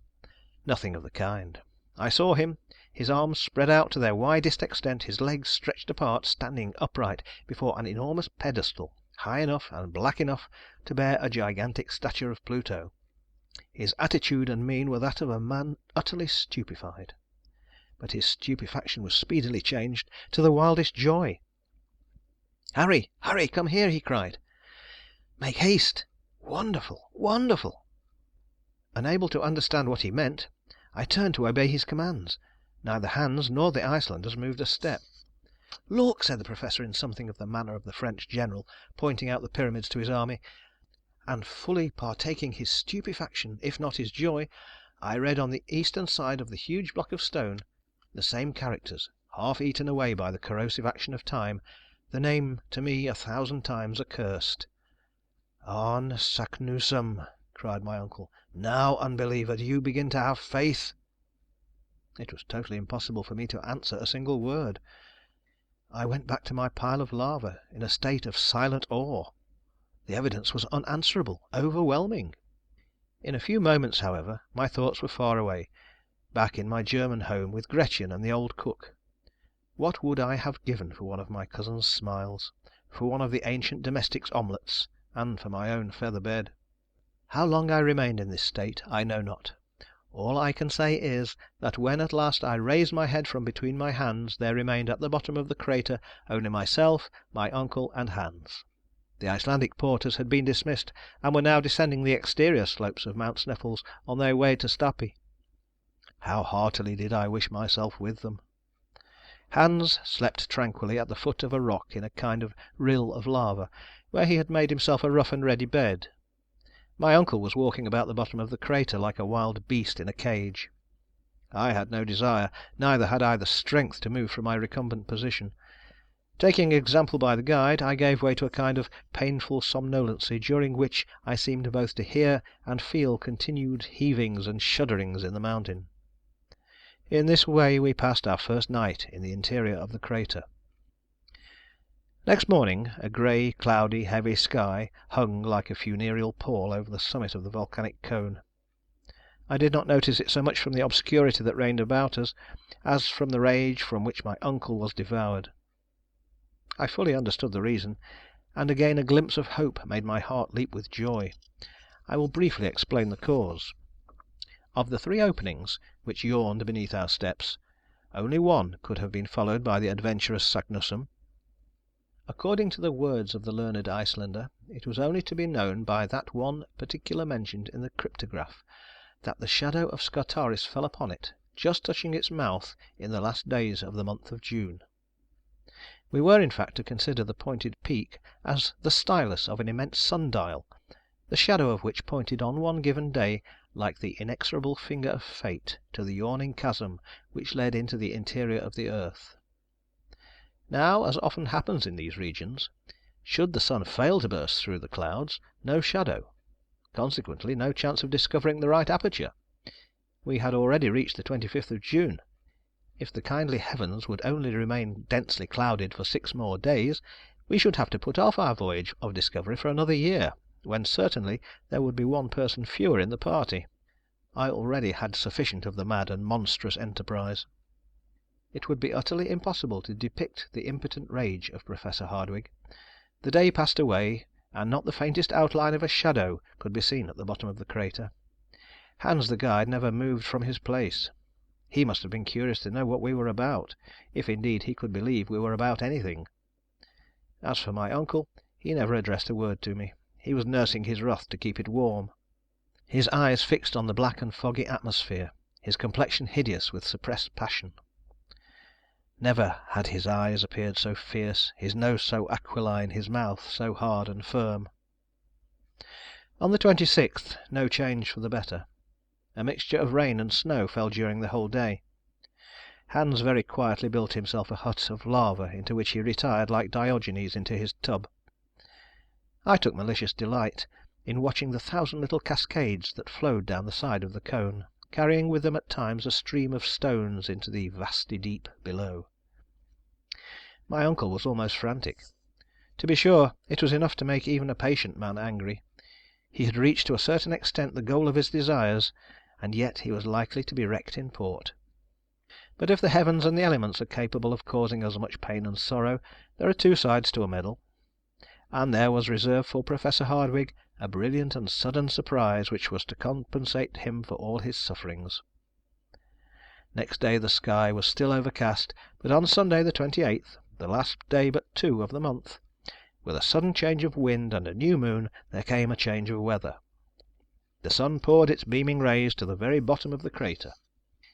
Each hillock, every rock, every stone, every asperity of the soil had its share of the luminous effulgence, and its shadow fell heavily on the soil. Among others, to his insane delight, the shadow of Scartaris was marked and clear, and moved slowly with the radiant start of day. My uncle moved with it in a state of mental ecstasy. At 12 o'clock exactly, when the sun had attained its highest altitude for the day, the shadow fell upon the edge of the central pit. "Here it is!" gasped the Professor in an agony of joy. "Here it is! We have found it! Forward, my friends, into the interior of the earth!" I looked curiously at Hans to see what reply he would make to this terrific announcement. "For't," said the guide tranquilly. "Forward it is," answered my uncle, who was now in the 7th heaven of delight. When we were quite ready, our watches indicated 13 minutes past 1. End of chapter 13. Journey to the Centre of the Earth by Jules Verne. Chapter 14. The Real Journey Commences. Our real journey had now commenced. Hitherto our courage and determination had overcome all difficulties. We were fatigued at times, and that was all. Now we were about to encounter unknown and fearful dangers. I had not as yet ventured to take a glimpse down the horrible abyss into which, in a few minutes more, I was about to plunge. The fatal moment had, however, at last arrived. I had still the option of refusing or accepting a share in this foolish and audacious enterprise, but I was ashamed to show more fear than the eider duck hunter. Hans seemed to accept the difficulties of the journey so tranquilly, with such calm indifference, with such perfect recklessness of all danger, that I actually blushed to appear less of a man than he. Had I been alone with my uncle, I should certainly have sat down and argued the point fully, but in the presence of the guide I held my tongue. I gave one moment to the thought of my charming cousin, and then I advanced into the mouth of the central shaft. It measured about 100 feet in diameter, which made about 300 in circumference. I leaned over a rock which stood on its edge and looked down. My hair stood on end, my teeth chattered, my limbs trembled. I seemed utterly to lose my centre of gravity, while my head was in a sort of whirl, like that of a drunken man. There is nothing more powerful than this attraction towards an abyss. I was about to fall headlong into the gaping well, when I was drawn back by a firm and powerful hand. It was that of Hans. I had not taken lessons enough at Frelse Kirks of Copenhagen in the art of looking down from lofty eminences without blinking. However, few as the minutes were during which I gazed down this tremendous and even wondrous shaft, I had a sufficient glimpse of it to give me some idea of its physical conformation. Its sides, which were almost as perpendicular as those of a well, presented numerous projections which doubtless would assist our descent. It was a sort of wild and savage staircase, without banister or fence. A rope fastened above near the surface would certainly support our weight and enable us to reach the bottom. But how, when we had arrived at its utmost depth, were we to loosen it above? This was, I thought, a question of some importance. My uncle, however, was one of those men who are nearly always prepared with expedients. He hit upon a very simple method of obviating this difficulty. He unrolled a cord about as thick as my thumb, and at least 400 feet in length. He allowed about half of it to go down the pit and catch in a hitch over a great block of lava which stood on the edge of the precipice. This done, he threw the second half after the first. Each of us could now descend by catching the two cords in one hand. When about 200 feet below, all the explorer had to do was to let go one end and pull away at the other, when the cord would come falling at his feet. In order to go down farther, all that was necessary was to continue the same operation. This was a very excellent proposition, and no doubt a correct one. Going down appeared to me easy enough. It was the coming up again that now occupied my thoughts. "Now," said my uncle, as soon as he had completed this important preparation, "let us see about the baggage. It must be divided into 3 separate parcels, and each of us must carry one on his back. I allude to the more important and fragile articles. My worthy and ingenious uncle did not appear to consider that we came under the denomination. "Hans," he continued, "you will take charge of the tools and some provisions. Harry, you must take possession of another third of the provisions and of the arms. I will load myself with the rest of the eatables, and with the more delicate instruments." "But," I exclaimed, "our clothes, this mass of cord and ladders, who will undertake to carry them down?" "They will go down of themselves." "And how so?" I asked. "You shall see." My uncle was not fond of half measures, nor did he like anything in the way of hesitation. Giving his orders to Hans, he had the whole of the non-fragile articles made up into one bundle, and the packet, firmly and solidly fastened, was simply pitched over the edge of the gulf.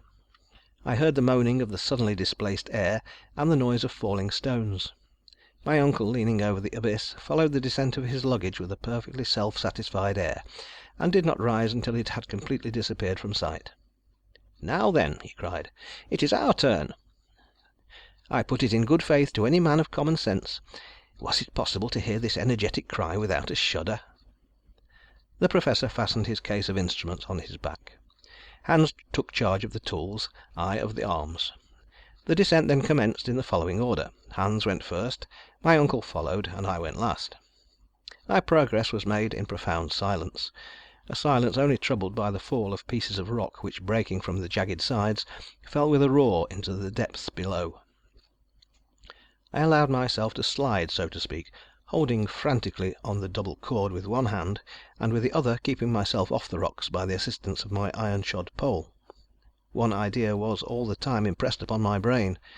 I feared that the upper support would fail me.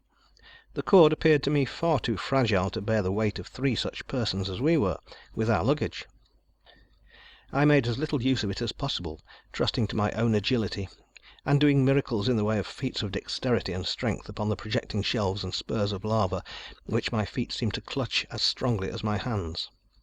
The guide went first, I have said, and when one of the slippery and frail supports broke from under his feet, he had recourse to his usual monosyllabic way of speaking. "Gif, act." "Attention, look out," repeated my uncle.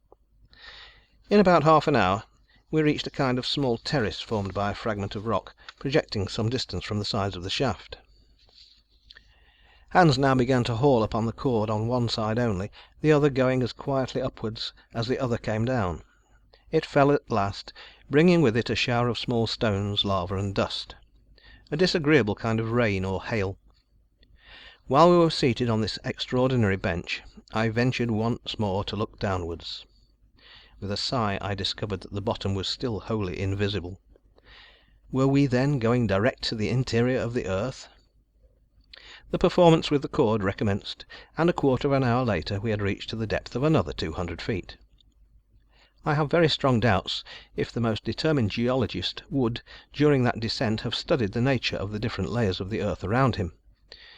I did not trouble my head much about the matter. Whether we were among the combustible carbons, silurians, or primitive soil, I neither knew nor cared to know. Not so the inveterate Professor.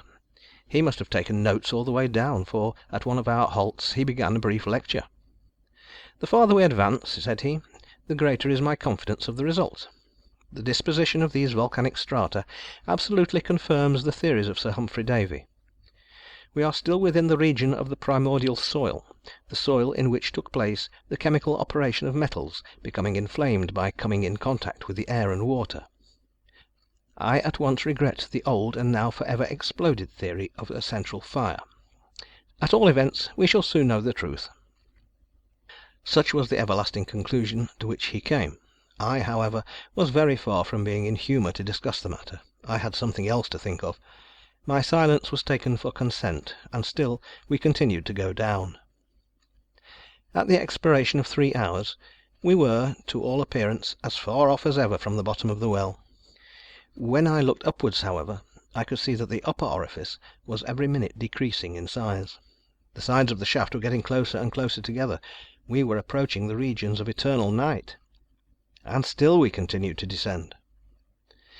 At length I noticed, when pieces of stone were detached from the sides of this stupendous precipice, they were swallowed up with less noise than before. The final sound was sooner heard. we were approaching the bottom of the abyss.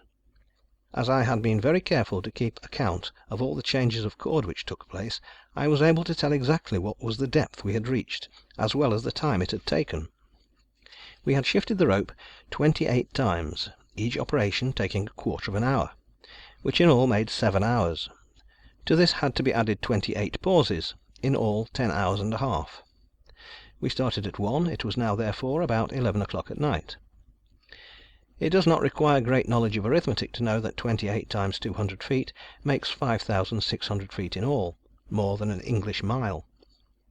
While I was making this mental calculation, a voice broke the silence. It was the voice of Hans. "Halt!" he cried. I checked myself very suddenly, just at the moment when I was about to kick my uncle on the head. "We have reached the end of our journey," said the worthy Professor in a satisfied tone. "What, the interior of the earth?" I said, slipping down to his side. "No, you stupid fellow, but we have reached the bottom of the well." "And I suppose there is no farther progress to be made?" I hopefully exclaimed. "Oh yes, I can dimly see a sort of tunnel which turns off obliquely to the right. At all events, we must see about that tomorrow. Let us sup now, and seek slumber as best we may." I thought it time, but made no observations on that point. I was fairly launched on a desperate course, and all I had to do was to go forward hopefully and trustingly. It was not even now quite dark, the light filtering down in a most extraordinary manner. We opened the provision bag, ate a frugal supper, and each did his best to find a bed amid the pile of stones, dirt, and lava which had accumulated for ages at the bottom of the shaft. I happened to grope out the pile of ropes, ladders, and clothes which we had thrown down, and upon them I stretched myself. After such a day's labour, my rough bed seemed as soft as down. For a while I lay in a sort of pleasant trance. Presently, after lying quietly for some minutes, I opened my eyes and looked upwards. As I did so, I made out a brilliant little dot at the extremity of this long gigantic telescope. It was a star without scintillating rays. According to my calculation, it must be Beta, in the constellation of the Little Bear. After this little bit of astronomical recreation, I dropped into a sound sleep. End of chapter 14. Journey to the Centre of the Earth by Jules Verne. Chapter 15. We continue our descent. At 8 o'clock the next morning, a faint kind of dawn of day awoke us.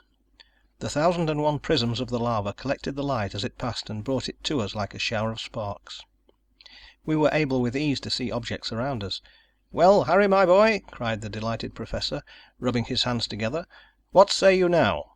Did you ever pass a more tranquil night in our house in the Königstrasse? No deafening sounds of cartwheels, no cries of hawkers, no bad language from boatmen or watermen?" "Well, uncle, we are quite at the bottom of this well, but to me there is something terrible in this calm." "Why?" said the Professor hotly. "One would say you were already beginning to be afraid. How will you get on presently? Do you know that as yet we have not penetrated 1 inch into the bowels of the earth?" "What can you mean, sir?" was my bewildered and astonished reply. "I mean to say that we have only just reached the soil of the island itself. This long vertical tube which ends at the bottom of the crater of Sneffels ceases here just about on a level with the sea." "Are you sure, sir?" "Quite sure. Consult the barometer."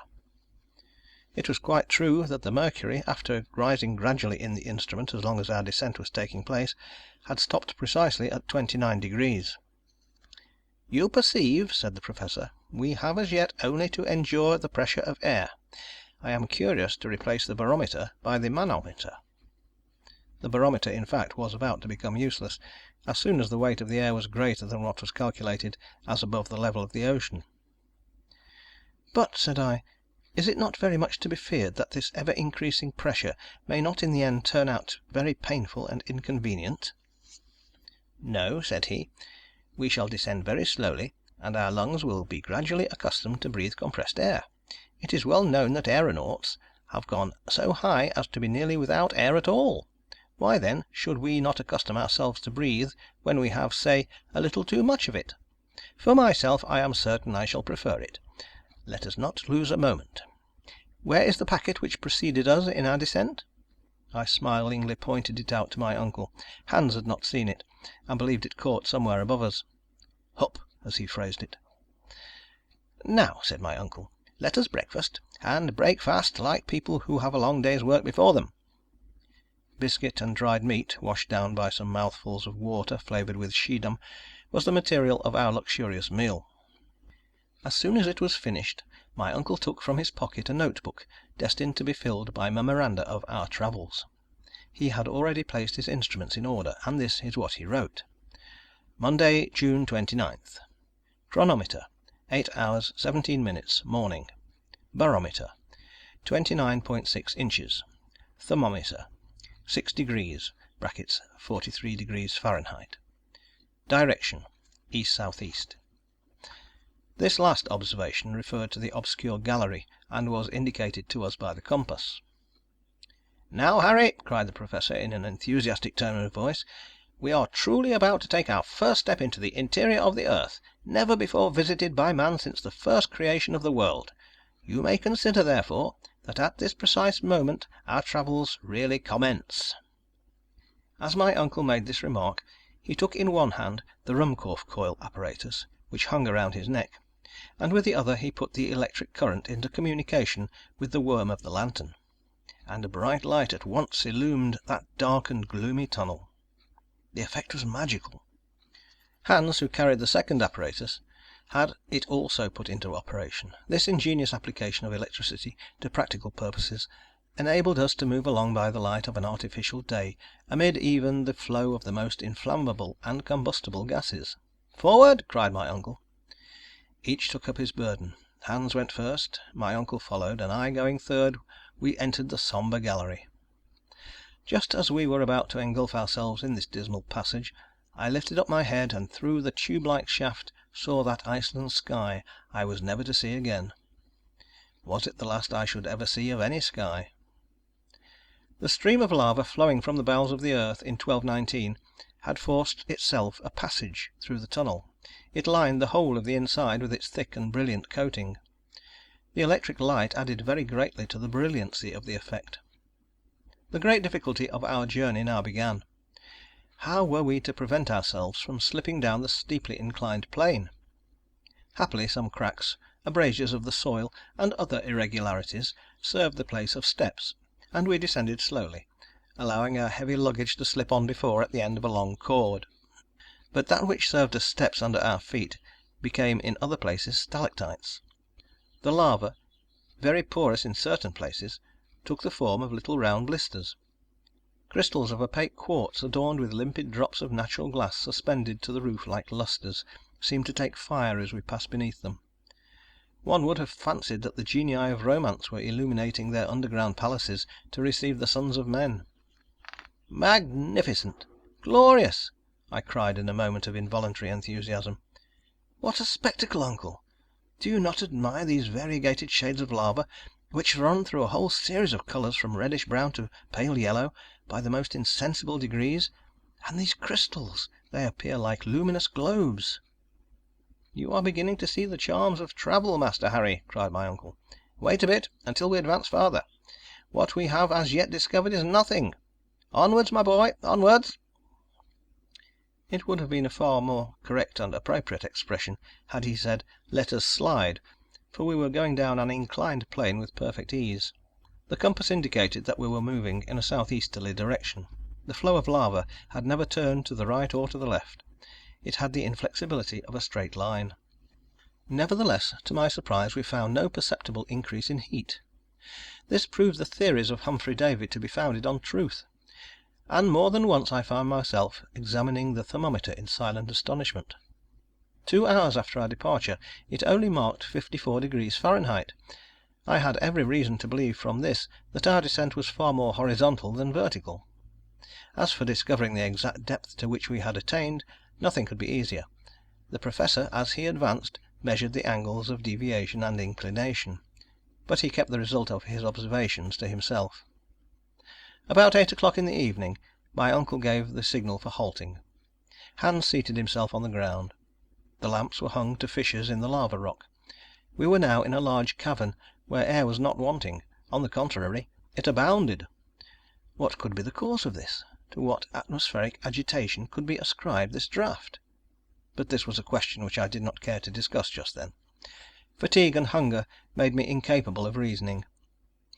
An unceasing march of 7 hours had not been kept up without great exhaustion. I was really and truly worn out, and delighted enough I was to hear the word halt.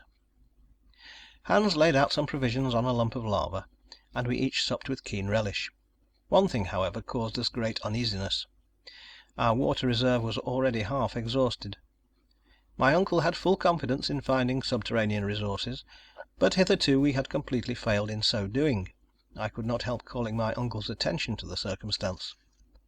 "And you are surprised at this total absence of springs?" he said. "Doubtless. I am very uneasy on the point. We have certainly not enough water to last us 5 days." "Be quite easy on that matter," continued my uncle. "I answer for it we shall find plenty of water, in fact, far more than we shall want." "But when?" "When we once get through this crust of lava. How can you expect springs to force their way through these solid stone walls?" "But what is there to prove that this concrete mass of lava does not extend to the center of the earth? I don't think we have as yet done much in a vertical way." "What puts that into your head, my boy?" asked my uncle mildly. "Well, it appears to me that if we had descended very far below the level of the sea, we should find it rather hotter than we have."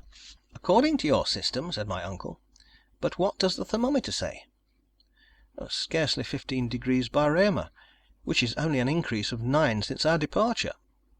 "Well, and what conclusion does that bring you to?" inquired the Professor. "The deduction I draw from this is very simple. According to the most exact observations, the augmentation of the temperature of the interior of the earth is 1 degree for every 100 feet. But certain local causes may considerably modify this figure. Thus, at Yakutsk in Siberia, it has been remarked that the heat increases a degree every 36 feet. The difference evidently depends on the conductibility of certain rocks. In the neighbourhood of an extinct volcano, it has been remarked that the elevation of temperature was only 1 degree in every 25 feet. Let us then go upon this calculation, which is the most favourable, and calculate." "Calculate away, my boy." "Nothing easier," said I, pulling out my notebook and pencil. 9 times 125 feet makes a depth of 1125 feet. Archimedes could not have spoken more geometrically. "Well?" "Well, according to my observations, we are at least 10,000 feet below the level of the sea." "Can it be possible?" "Either my calculation is correct, or there is no truth in figures." The calculations of the Professor were perfectly correct. We were already 6,000 feet deeper down in the bowels of the earth than anyone had ever been before. The lowest known depth to which man had hitherto penetrated was in the mines of Kitzbühel in the Tyrol, and those of Württemberg. The temperature, which should have been 81, was in this place only 15. This was a matter for serious consideration. End of chapter 15.